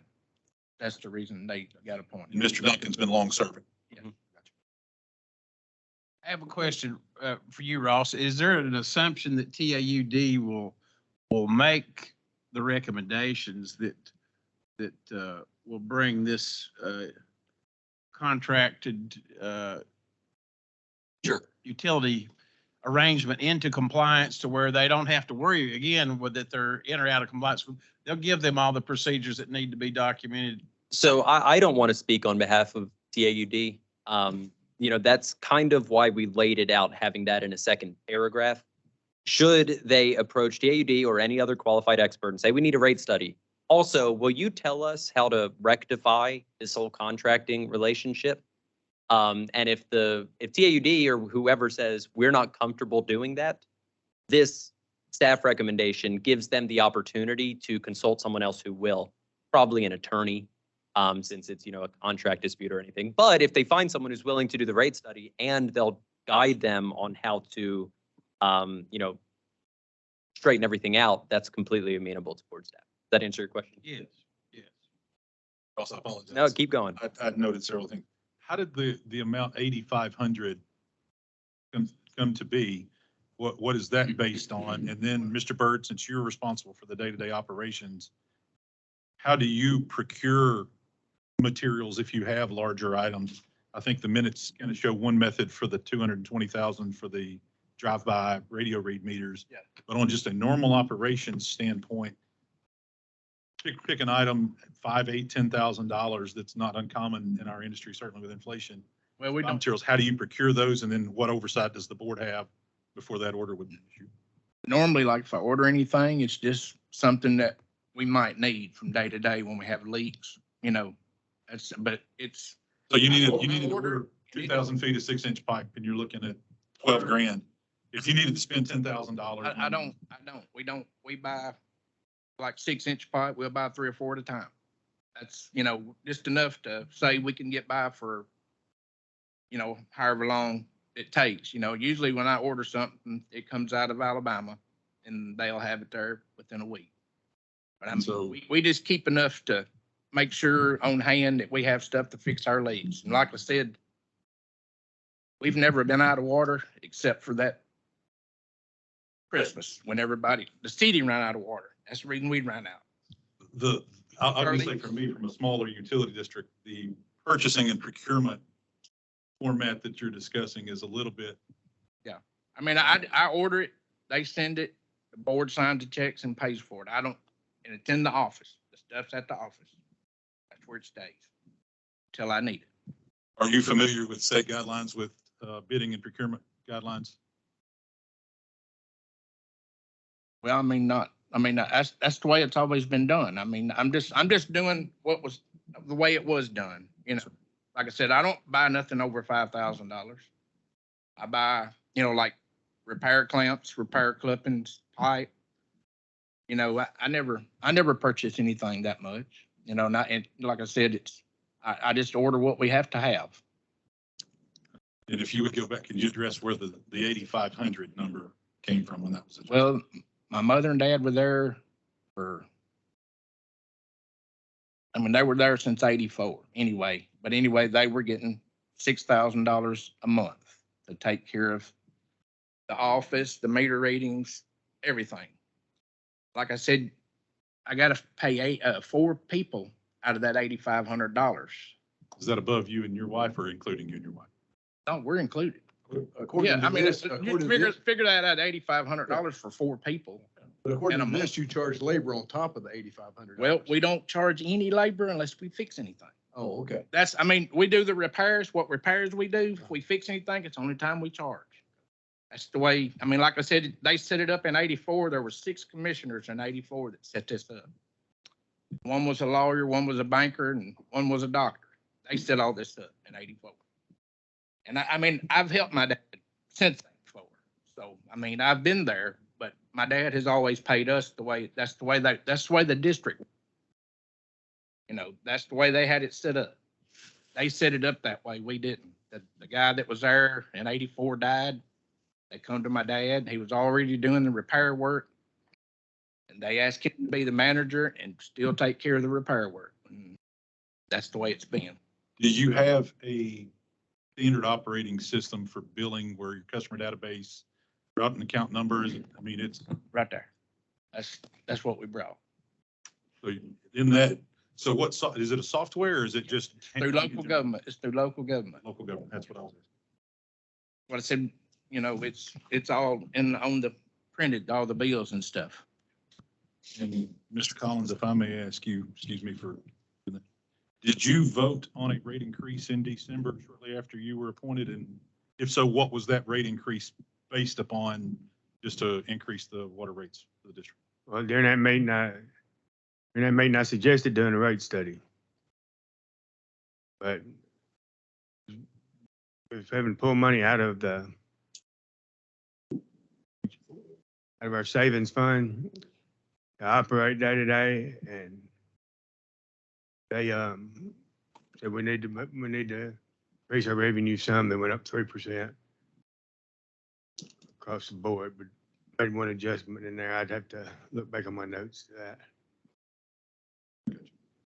Or else they're not distressed, correct? Correct. They are not financially distressed, with the exception that their 2022 audit does show a loss. Their 21 doesn't. So, one more year of loss, we will see them being technically financially distressed. Any question? I would move to accept staff recommendations with one revision, Ross, if I could comment. This is just me. With respect to Mr. Collins and with Mr. Williams, that were both appointees in 22, as long as they filed their annual training statement late and did that, say, within whatever time period staff feels is appropriate, 30 days, that would be sufficient for them, and then include any summary of illegal payments for any commissioners that had been appointed pre-22. Does that make Affect sense? items 1G and 7, according to my. Can you repeat the second part of that? That where item 1G says a summary of illegal payments made to commissioners attributable to noncompliance, that I would request any 2022 board appointees to file a late annual training statement to exempt them from 1G and 7.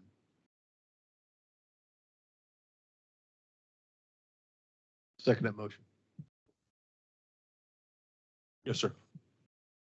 How do I go about filing this report? I I didn't know I was responsible. Yeah, no, so it's fairly simple. We have a form available on our website. After the meeting, I'll, make sure that Megan emails it to y'all. It just asks who you are, what utility you're with. There's a table that says, what courses did you get, so on and so forth. Even if you got none, just mark 0. Let's send that in. So really simple form, and we'll make sure we email you a copy. Thank you for being attentive to it. I really appreciate that. All right, so we do have a motion before the board to accept staff recommendations with a carve out on 1G commissioners that were appointed in 2022 to be able to file a late form, be in compliance on that. So we have a motion on the floor. We have a second. Do we have any discussion? None being, please call the roll. Mr. Giles. Aye. Ms. Hunter. Aye. Mr. Pelham. Aye. Mr. Stone. Aye. Vice Chairman Moss. Chairman Moody. Aye. 6 ayes, no nays. Motion passes. All right, well, back to the regularly scheduled program here. We're going to get back on schedule and go to page 18 with the Cold Springs Utility District. Cold Springs Utility District is kind of a normal financial distress case here. However, the interesting thing that was found in the TAUD rate study is that there was comments made regarding 5 water rights customers, as they're called. 5 individuals that provided access to the Cold Springs Utility District to the water on their property, in which agreement these individuals had secured essentially free water for life. I'm unable to make a determination whether that's good or not. I don't know the cost of, we're looking at they would make $5,000 in additional revenue by charging these properties, bearing in mind that these properties don't have the original owners who had entered into the agreement. There's no written agreement. However, $5,000 at what cost? If they do start charging these customers, could that have an impact on their water supply? I don't know. I don't know what the answer to that is.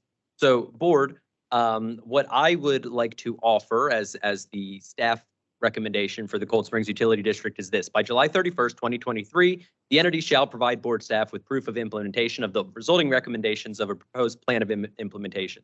This is necessary because they got the rate study done, but they haven't sent us proof that they implemented the recommendations of the rate study.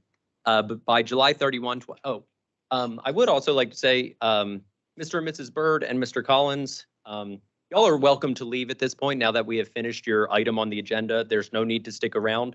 Those documents, if you feel free to leave them there, and we will take care of it from there. I just didn't want y'all thinking you had to stick around. Y'all are more than welcome to leave if you please. Good. Cool. All right. By July 31st, the entity shall consult with its attorney to determine whether it is in the best interest to pursue legal proceedings to settle the issue in regards to providing water at no cost to its 5 water rights customers. The entity shall send financial updates to board staff by March 1 and September 1. That's putting them on the update cycle. Board staff is given the authority to grant 1 extension of up to 6 months, just in case they have issues, consulting with the attorney. I would invite Mr. Moss to see if you have anything to add on this. I know that you sent emails in regards to them, so I'd welcome you to. I did a little research, and I'm not sure that Cold Springs is using the springs of the water rights customers at all. Interesting. Cold Springs is using a spring called Cold Spring, COLE spring, and it's on property that's been owned by Johnson County. Something doesn't add up. And I checked with the office, Johnson City, and this is email.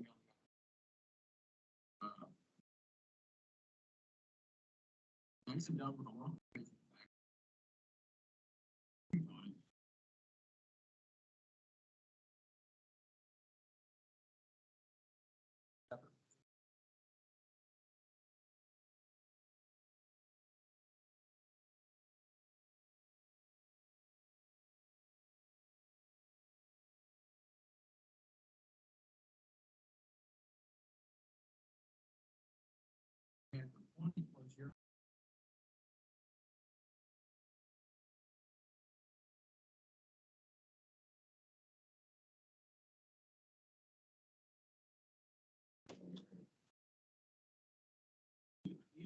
It's the same.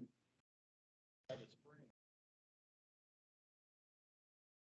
I mean, when is the No, I think with that information in mind, which I appreciate that, Mr. Moss, maybe we'll amend the staff recommendation a little. What if we were to change the second point of the staff summary to pretty much require them to consult with an attorney? I don't know if this needs to be an attorney. I want someone to look more into this, is essentially what I'm getting to. You know, you know what? No. Hold on. I'm thinking out loud here, board. Bear with me. So I would like to change the second paragraph to by July 31st, the entity shall consult with its attorney to determine if, would that be appropriate for an attorney to look into there, Mr. Attorney? Like, could they make the determination whether they're still using those those wells on that property? Do you think that's appropriate for them, or should it be someone else? I don't think it's appropriate for them to determine whether they're still using the wells. The attorney would determine whether they're contractually bound to maintain free water rights. Right. Because what I'm TDEC trying to, I'm sorry, would TDEC not determine the source of the water for the system? Well, the problem is, though, if it was from Cold Springs number 2, we don't have that much record because they've been gone for years. I would think a sanitary survey would dictate the source water for your system, and then you could from there determine whether or not there, in use. Well, if we just had the locations of springs in question, not exactly sure how to. yeah, well, board, I'm not gonna lie. It kind of sounds like something we need a board investigation for, which I really wish I would have considered that before. I'm amenable to giving us more work to do and opening investigation to determine this if y'all are, that's what, this needs to be resolved, and I don't think we can ask an attorney. I don't want to pawn this off on someone else. I mean, this is the purpose of what we're supposed to be doing. And our field officer would be glad to help you, I think. Sure.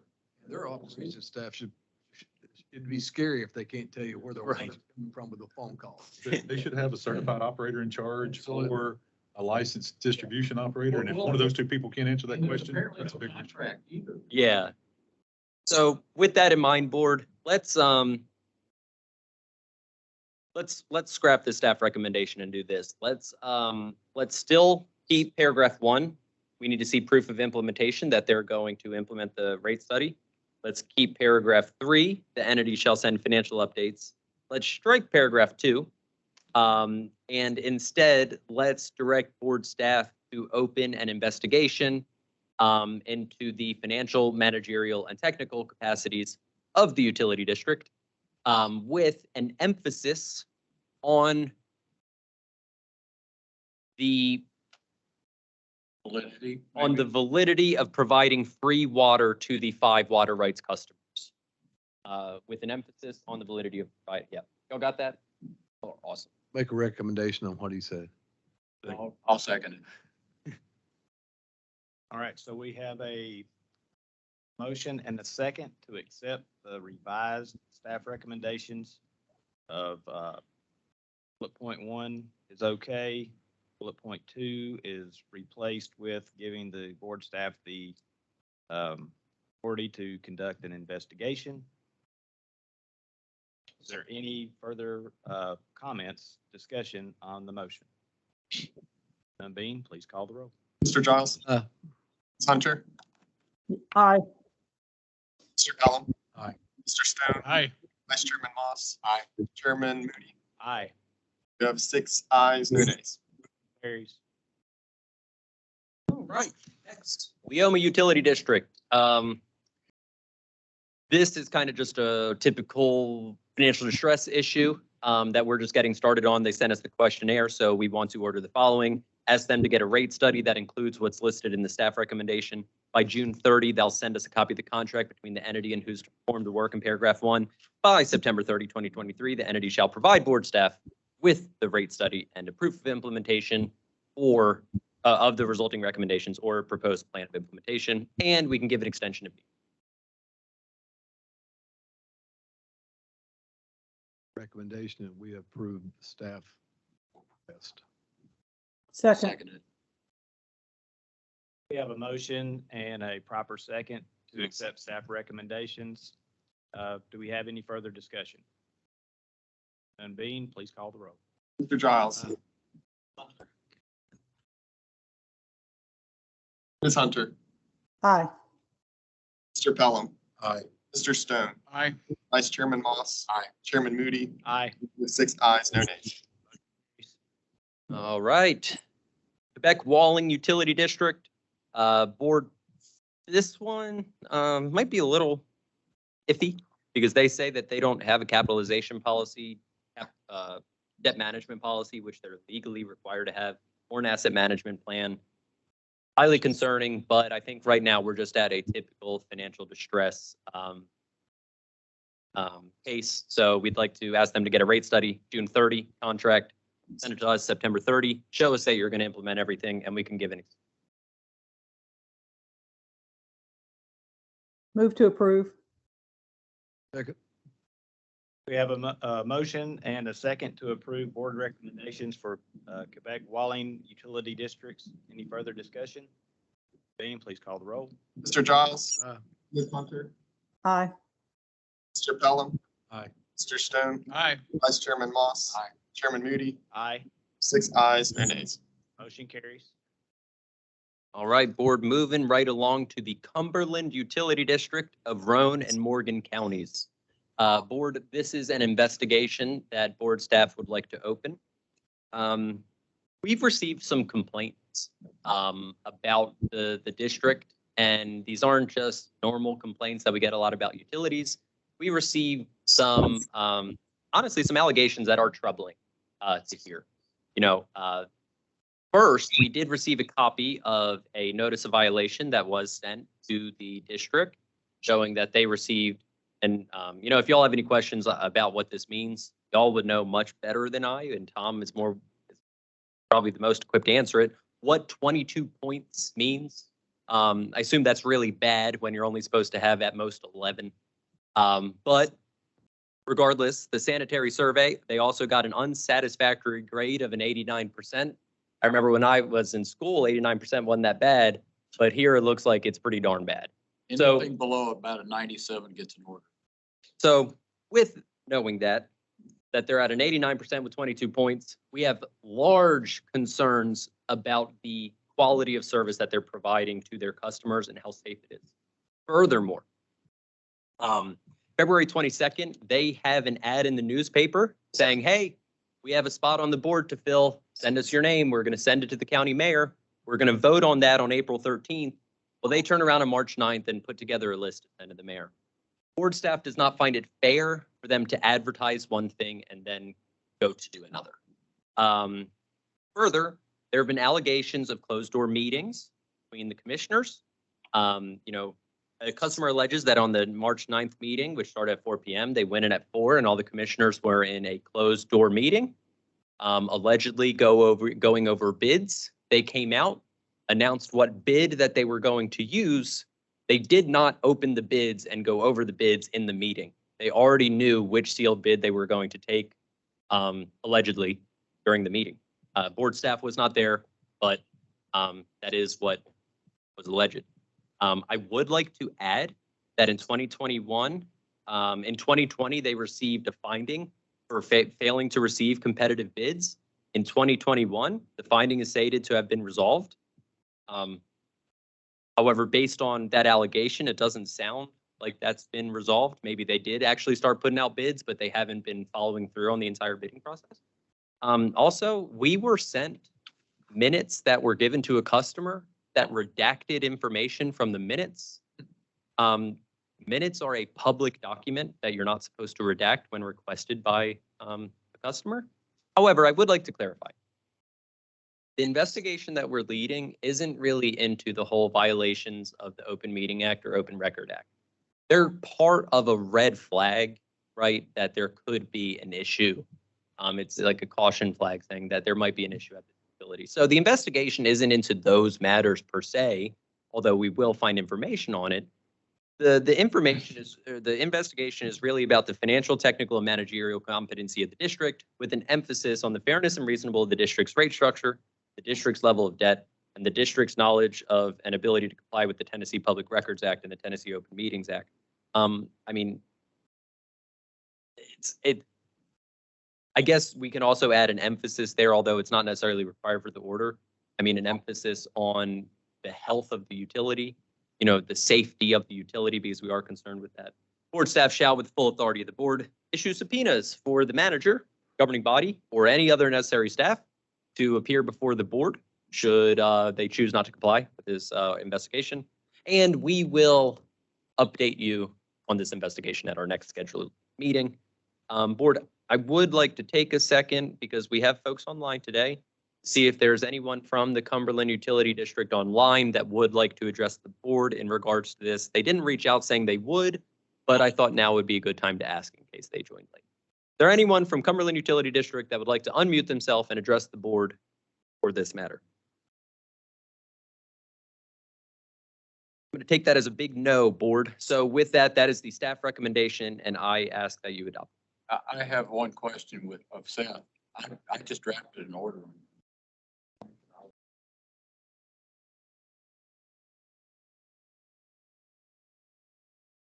So either, do you think that would make you in any way biased as to this order, or biased as to this order?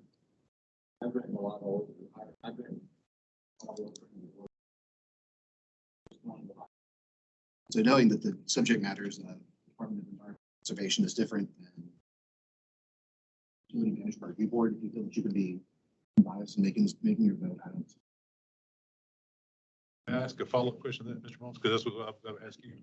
Does TDEC's order address, because when I read through here, the alarming, you take the financial net, but you take some of the turbidity monitoring and things that were water quality that would go direct effect to public health and safety. Is that part of TDEC's order? I know that would maybe investigate. It'll be water quality. Yeah. Monitoring, I believe, I do so many orders actually.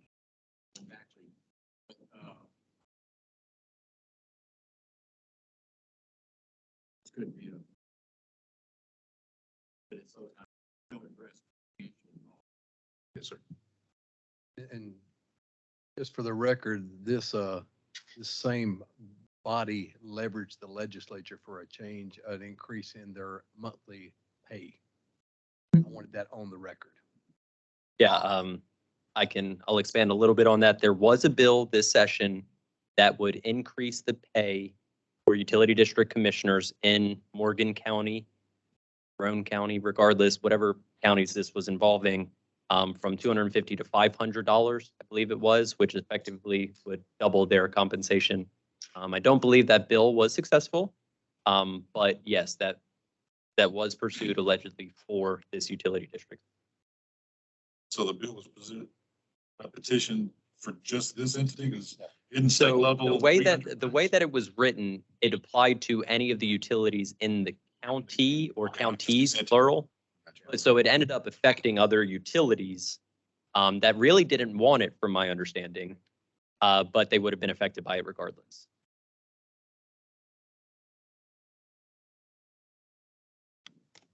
Chairman, I'll just say for the record, I find it alarming that people would be a little cavalier with the public health and safety side of it.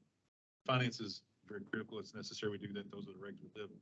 But not maintaining records, not making sure the water's good, not maintaining tanks. That is, next person that drinks it may be my child, my wife, my family. That's a concern to me. I would move to approve staff recommendations. I'll second that. All right, we have a motion and a second to approve staff recommendations of initiating an investigation on Cumberland Utility District. Any comments?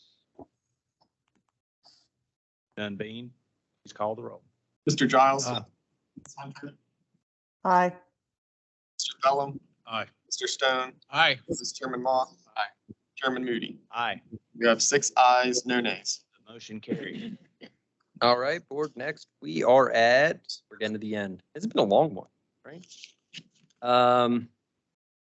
We already went over the East Sevier County Utility District, the Hallsdale Powell Utility District. Now, I do believe that there are folks online, if I saw the names correctly, that would like to perhaps address the board if it's amenable to the board about this matter. However, as I have with previous, I would like to go over the staff summary and staff recommendations before I'm seeing if the board is willing to hear from them. So The Wholesale Powell Utility District is a water and sewer utility district that serves roughly 32,000 water and 25,000 sewer customers in Knox, Anderson, and Union counties. Throw that in there. It's not a small utility district like we're used to seeing in front of this board. I mean, that is a fairly sizable utility. In front of They say they're the third largest I don't know. on their on their website, they say. that. Okay. I don't know if it's true or No, not, sure. but they claim they are. We can check the AIR and we'll let you know. But I don't see them being, I mean, Bruce, you have more customers than them? Memphis probably does. Nashville probably does. Well, it's a utility district. Oh, utility district. Utility district. And First Knox. yeah, I mean, even, this is semantics really, but yes. So the district is currently experiencing excessive water loss according to the annual information report. I put that in there to say if they weren't having an investigation, they would be under the typical water loss order because they reported they did not sell about 46% of the water that it produced. On July 23rd, 2020, this is the interesting part that some of y'all might recall, Mr. Pelham and Mr. Stone, you were not a part of the board at this time. On July 23rd, 2020, the UMRB conducted an informal hearing of a rate protest against the district. Okay, so here's what happened. I'm not going to read that. I'd just rather tell you in layman's terms. Customer made a protest against the rates. The district came with their rate professional, Raf Tellis, to justify what their rates are. The math was correct. I want to be clear. The rates were justified. The rates are high. There's no disputing that. But just because they're high doesn't mean that they're not justified, right? So Raf Tellis is there to say, based on the capital projects that need to be done, based on the level of spending, based on the level of debt, here's what the rate should be. It doesn't really make a determination whether the spending is good, right? And so based on all of the information provided, the rates are adequate, but we just don't know if it's the best bang for the buck. Regardless, the board found that the rates were reasonable and did not order any action or relief for the complainant. So based on the information of the 2022 audit, we found that 1,000, 3,000, or 5,000 gallons of water would be $20, $38, or $58 for just water. Whereas water and sewer, 1,000, 3,000, 5,000 gallons would be $45, $89, or $133 for water and sewer combined if you use 5,000 gallons. We would like to open an investigation to kind of look into the financial, technical, and managerial competency of the district with an emphasis on the fairness and reasonable of the district's rate structure and the district's level of debt. That's going to be looking into their expenses and making sure that the customers are being treated fairly. I mean, that's really the bottom line of what this board is about, right? Just making sure that customers are protected and being treated fairly. Board staff may, if they deem necessary, require the district to obtain a rate study from TAUD or another qualified third party approved by a board staff. Submit to board staff proof of contract with a qualified third party within 60 days of the date on which the district was notified by board staff that a rate study is necessary. The district shall submit the results of the study with proof of implementation within 180 days. Board staff may require this rate study, including any other reasonable items of study.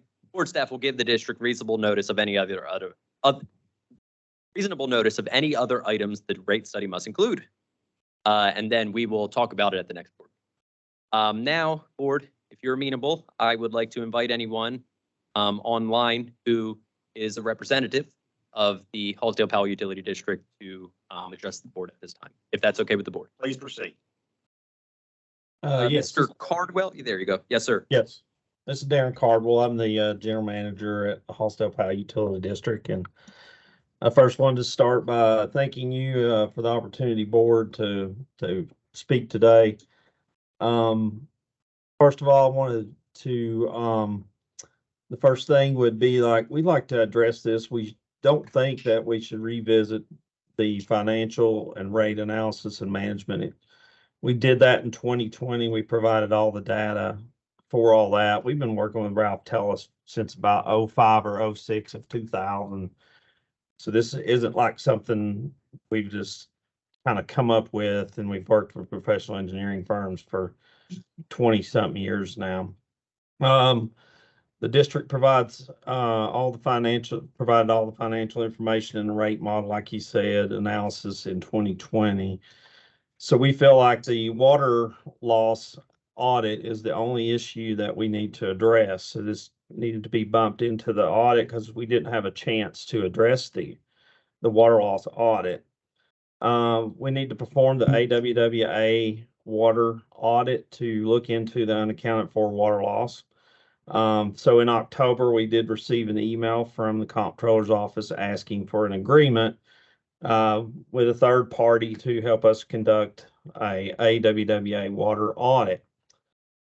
We provided an agreement in December of 2022, so the end of last year, between us and Jacobs Engineering, which has done a lot of water loss work for us over the years, to perform an audit. And they are currently working on that, and we're loading in the data for that audit.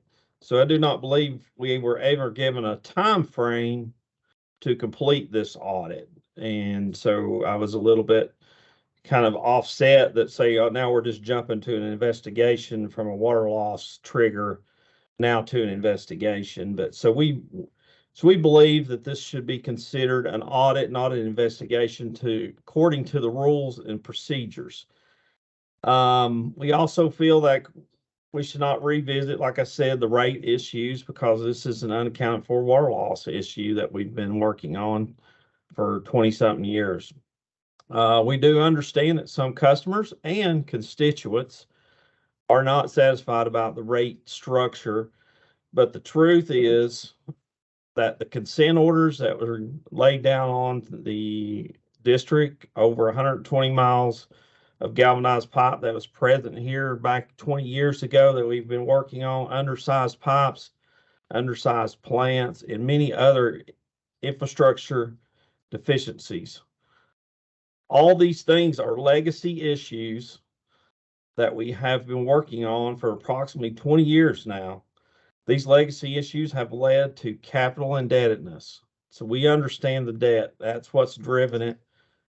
This system was in shambles, and we've had multiple professionals, engineering firms, and other professional services look through our system for a number of years.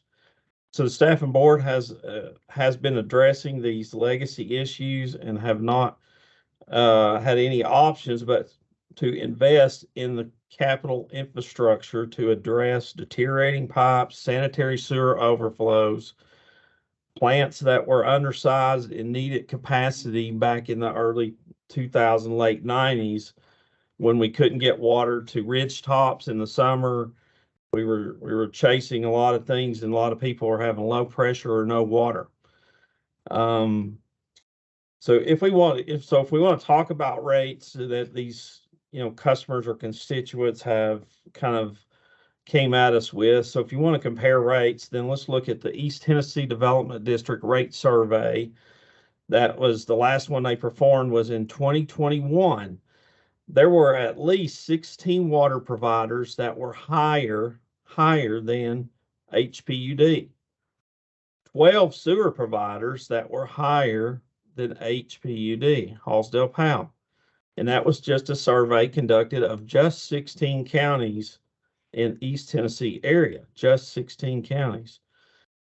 There were another 9 water providers that were within $5 or less of Hallsdale Powell, $5 or less. So Hallsdale Powell is not the highest in the state. It's not the highest in the regional area, but we understand each organization has its own unique issues that make them up. So we've gotten trapped in this whole rate thing about some constituents and customers that aren't satisfied with rates, thinking that we're not following TDEC's plan for consent order, attacking water loss, attacking deteriorating pipes, and water quality issues. So we do track all the water that we can. We meter all water that is flushed through the system for water quality. So let me let you know, we meter the water we flush. So we actually put meter services on blow-offs, flushing stations, and new construction. So we count for all that water. Since our water system is very elongated from the plant to the outer reaches, it takes more flushing to maintain the water quality in those outer reaches. We discussed some of that earlier. I know one of them brought up water quality. That's a very high important thing on Hallsdale's radar. And so we're very passionate about that. We try to keep up with water quality. So we have to flush a lot of water. So we track that. We have a system. We have our system that's broke down with DMAs, with over 40 DMA meters that's zoned out through our system. We've had outside leak detection assistance from companies that have done acoustical leak detection of the entire system. We are still performing that. Today, we have our own boots on the ground folks that do leak detection, and that's their sole job. We have a work order management system. We've got a GIS system. We've even used satellite data to help us locate leaks, and we use an AMI metering system. So all these methods we have been using, and we're deploying a lot of other methods to try to account for this. So since we've been working on these issues for a few years, and have made great progress over the past 25 years, when water loss now tracking, was tracking, there wasn't very good records back when I first came here in the early 2000s. So I'm going to estimate the water loss was probably bumping around 60% when we walked in here. And today, I think after you take water flush for water quality, billed water, other metered water for internal purposes, and then you do the math on that, we look at about 30 to 35% would be our year-end numbers using those methods, tracking all of our water.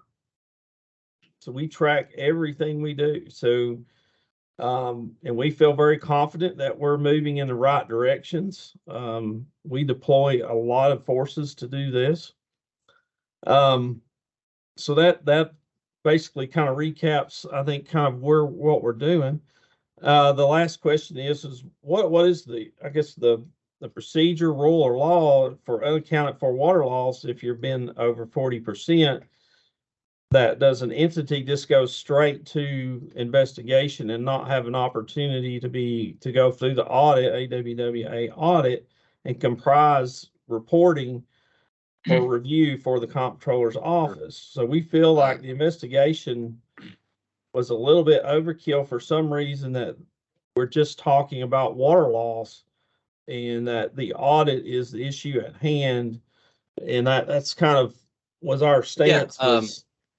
Let's address that. And if we need to give you more data or more information about rate modeling, financials, we do third party like everybody else. Every year audits go into you all and those Mr. kind Cardwell. of things. And then we just kind of jump straight into, okay, now Sure. we're going to investigate you. And thank y'all for having the time today to speak. Muted. Go ahead, Ross. Can y'all hear me? Yes. Okay. Yeah, I'm not lying to me. All right. So no, I want to thank Mr. Cardwell for that information, right? I am not making the accusation, we are not making the accusation that Hallsdale Powell has done nothing, right? That is not what this is about. However, we have concerns that with the rates set at what they are and the district's level of debt, that we are still seeing compliance issues. You know, that is the argument that I'm making. This investigation isn't just based on rates. This investigation isn't just based on water loss. This investigation isn't just based on prior sewer issues. This is holistic. We want to look into the financial, managerial, technical capacities of the entire utility operation, with an emphasis on the rate structure and the level of debt. But that doesn't mean it's only about the rate structure and level of debt. It's just a portion of it with an emphasis there. The board, although I can't stress enough, Mr. Cardwell, you provide a very thorough, explanation of where y'all are at. I wish a lot more utilities were able to talk about their utility to the extent that you can. However, board, I remain steadfast in my recommendation that we continue opening the investigation as recommended. Board, now is an appropriate time, as long as the board chair is okay with it. If you have any questions for me or for Mr. Cardwell. Proceed. I don't really have a question, but I am concerned about them getting upside down on the debt. They have an aggressive construction program. But they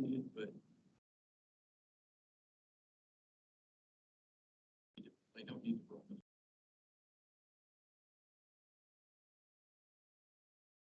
Debt. Has there been any other financial red flags other than the level of debt? You said prior to this, there was a rate challenge, but then that was justified through their rate study to say that Correct. even though believed to be high or perceived to be high, It was justified. justifiable. Correct. And And- Yeah, and we don't dispute that. We don't dispute that it was justified. I mean, I still say they're high. And that is my professional opinion. But I do believe that they are justified based on the current level of debt and the level of expenditures. So the one other, you did say financial red flag. I'm nervous to comment about this because I don't want this to be misconstrued to anyone who's listening online. Because I'm about to make a general statement that I don't want misconstrued, but it's important that I tell you the board. We as staff, we compile financial information from every audit that's submitted to us. The median profit margin, keep in mind, I use profit margin loosely because we're talking about local governments that don't profit, but y'all know what I mean when I say profit margin. The median profit margin is about 10%, okay? When I look at the 2022 audit for Hallsdale Powell Utility District, and I see that they brought home $11 million on $38 million of revenue, that is much more significant than 10%. So when you say red flag, keep in mind, I'd much rather see it positive than that being a negative number, because that's a different kind of flag, right? But it's just curious for me. And there may be an excuse, there may be a reason for that. The reason might be we have a whole lot of capital projects that need to be done. So we need to have a higher profit margin so we can bring in the cash to be able to afford those things so we don't have to increase our debt. I totally get that. That's part of the reason for the rate or for the investigation, for us to be able to help the board see if that's why we're where we're at. So with that, board, I stand by my record. Ask Mr. Cardwell, if I may ask him a question. If 46% is non-revenue for the most recent year, 2-3 trended, you're looking back, what's non-revenue? Do what I can. So how many miles of line in your system, just for frame of Oh, yeah, reference? so we've got back over from 680, we've got over 680 miles of line. Over 145 square miles, so we have a tremendous amount of line. And like I said, if you really delve off and look into our numbers, we do have to do a lot of flushing. The simple formula really, when you just take build minus, divide it by production. Yeah, we're gonna show a difference in that every time, because we do flush a normal, maybe above normal amount of water because of the elongation of our system. But we actually track that water, and it's so we know how much that is. And it adds up by by year's end. And what would that be, kind of looking back for maybe a I'm 2 or 3 year trend? I'm pulling that up for you. If you give me 1 second. But when we do So- the AWWA models we've done in the past, we pass because of all the aggressiveness that we put into the program. So Mr. Cardwell, Yeah. I'm sorry to interrupt you, but I would like to respond to Mr. Pelham's question. So, Mr. Pelham, in their 2018 AWWA submission, they recorded non-revenue water as percent by volume of 42%. In 2020, 45%. Currently, based on what we do, we're looking at 46%. So I would argue that not looking at non-revenue water by cost like it used to be done, by looking at it by volume, we see it holding steady since 2018 at least, which I think speaks to our concern that there has been investment, there have been capital projects, but I'm seeing the same amount of non-revenue water. And that is concerning. But I'm not here saying that they're guilty. I'm here saying that that is something that we need to look into to determine if they're on the correct track.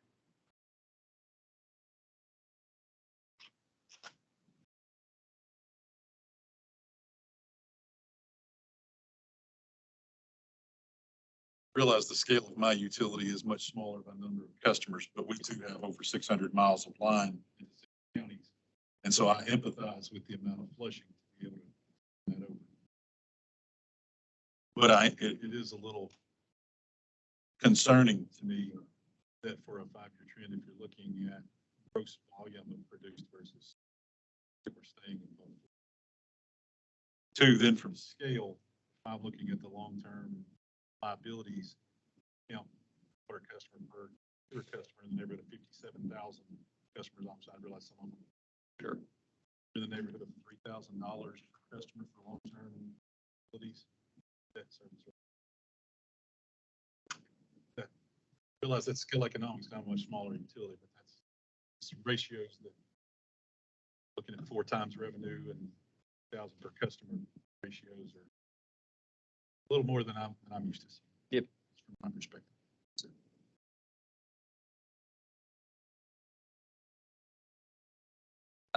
With that, I think, Mr. Cardwell, I think that wraps up the board's questions for you. I really do appreciate you joining.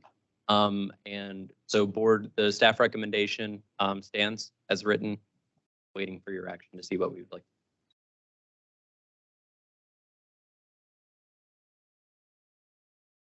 I have a little bit of heartburn with just a full open investigation. If you've already, from what you're telling me, you got an open order for the rates.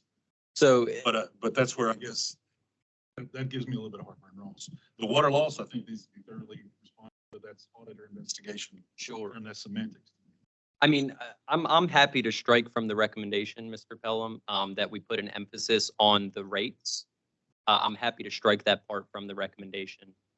However, for the ability for us to go in to make sure that that they have an adequate, debt structure to account for their capital infrastructure, to look into everything, I do. I hate to disagree with my board members, I do, but I really strongly feel that an investigation is necessary here. But I serve at y'all's will.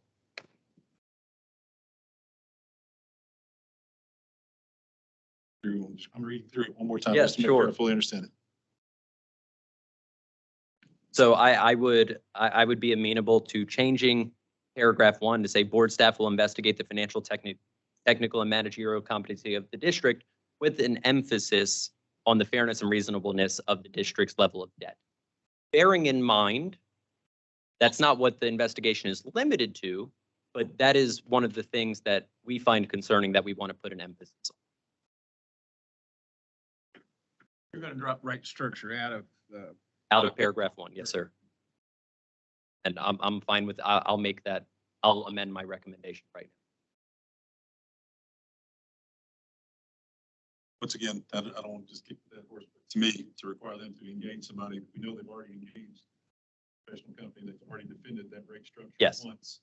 So paragraph 2, do the rate structure, unless you're telling me there's, No, I agree. I get what you're saying. Then I'm amenable to striking paragraph 2 completely. And perhaps if I need to come to the next board meeting and say, board, we looked into it and we really think an updated rate study is necessary, we can cross that bridge then. If you don't feel comfortable with giving us the authority to just order them to get a new rate study. I would feel better about that. Okay, no, I find that reasonable. I'm fine with taking that out. So what I would like to amend board staff's recommendation to is board staff will investigate the financial, technical, and managerial competency of the district with an emphasis on the fairness and reasonableness of the district's level of debt. And then board staff will make a preliminary report and recommendation at the board's next meeting. I want to be clear about something, and I do hope that this shows that we're operating in good faith. Normally, when it comes to investigations, we throw subpoenas in there. I don't have a single doubt that this utility is going to comply and work with us and get to the right answer at the end of the day. So I don't want to include any language about that. And I do that kind of as a sign of goodwill, that we're not there, on a witch hunt or anything. We're trying to do the right thing. Mr. Chairman, I would move to approve the revised staff recommendation to strike reasonableness of district rate structure and strike point 2. All right, we have a motion on the table to accept staff recommendations as amended. Have any further discussion? Please call the roll. Mr. Giles. Aye. Ms. Hunter, Aye. Thank you. Mr. Pelham. Aye. Mr. Stone, Aye. Mrs. Chairman Moss, Chairman Moody. Aye. You have 6 ayes, no nays. Motion carries. I want to say, board, for this being our last meeting, we're really going, aren't we, huh? So we went over the Tarpley Shop Utility District, the last matter, and then there's an opportunity for board discussion, in which I do have an update for the board. It's the Chinook Pall Mall Utility District. Y'all remember some time ago, we had issues with the Chinook Pall Mall Utility District. We directed the Attorney General to start a lawsuit against them. Chinook Pall Mall no longer exists. They've merged into the city of Byrdstown.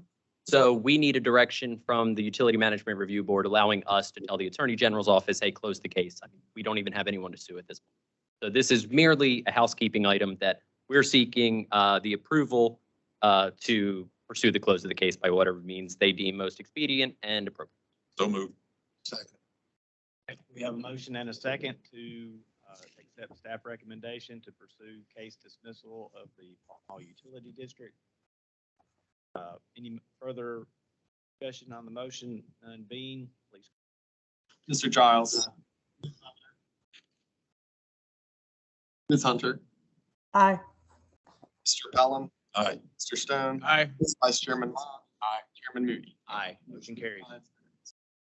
All right, with that, board, I believe, and I want to go reopen let me go back because we had to jump around. I want to make sure we didn't miss anything.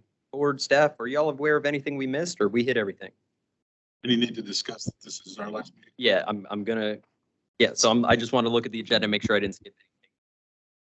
So, board, we have reached, assuming nothing pops up between now and July 1 that we need to take action on, have a special called meeting.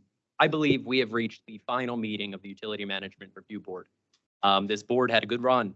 I wasn't part of it for, the majority of its years, but these last few years have been quite the ride. I do want to thank you all and everyone who's been involved. This board serves an important purpose. A lot of people don't realize what we're doing behind the scenes to make sure that they're getting a safe and healthy utility. So some of you may be wondering, Ross, why is this board going away? Well, the legislature has passed a bill in the House, and I think it passed Senate message calendar this morning to conform to the House bill. So there is a bill that is being transmitted to the governor for signature that will merge the Utility Management Review Board and the Water and Wastewater Financing Board. That board is made up of 11 members. I'm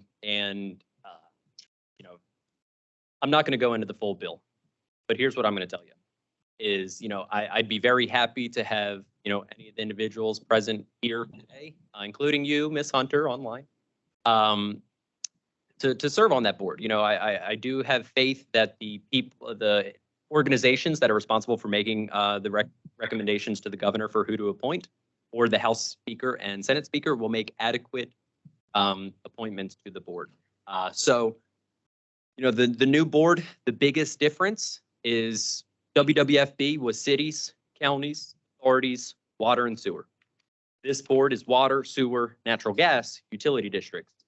This new board oversees cities, counties, cities, counties, authorities, utility districts, water, sewer, and natural gas. So we are picking up the natural gas city systems and county systems. Coincidentally, that doesn't result in any new entities to the board because all of the entities that have natural gas are already covered by water and sewer on the WWFP side. So there's really no new entities, but there are new utilities per se, if that makes sense. So with that, the new board is going to be quite the ride. I hope to see some familiar faces when we start that. The timeline that we're looking at is the bill that's passed, hopefully the governor signs. July 1 effective date, okay? I have communicated with the governor's office. I have asked them what that timeline looks like to get appointments. And they pretty much told me, well, it kind of depends on how fast we get those recommendations. They told me that most likely they'll be able to get to it early September, pending them getting, speedy recommendations, late August, early September. So what I am projecting for the first meeting of the TBOR, the Tennessee Board of Utility Regulation, the TBOR, I'm anticipating that being late September, early October, because as soon as I get those appointments, I want to have a board meeting because there's stuff that this board needs, the new board needs to take care of. So what will happen between July and October if something comes up? So it's a really good question.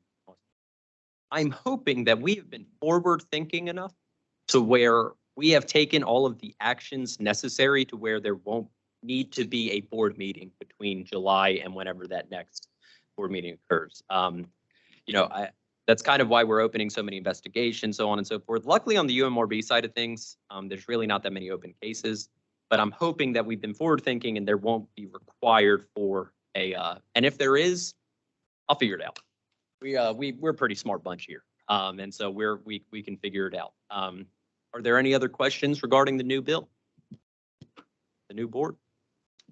Ms. Hunter, you have anything for us? You've been on the whole time, really haven't said a lot.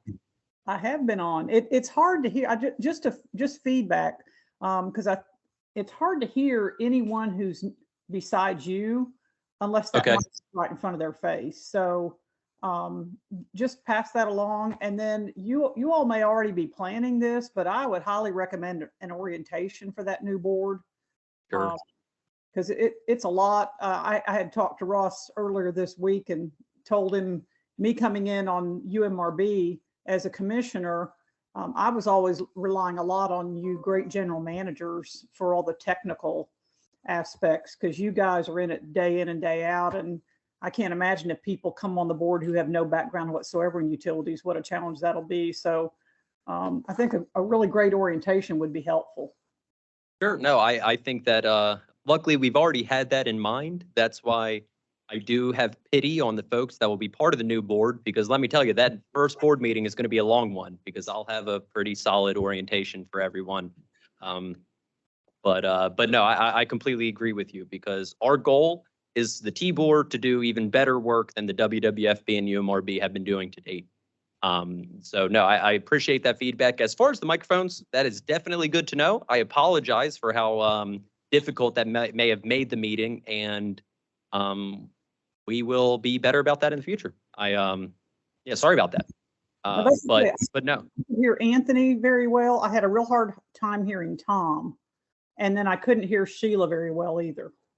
Okay, no, that is the feedback that I need to make sure we're doing good moving forward. T-board, we're going to start strong and loud. Hey, Anthony has one L in his name too, okay?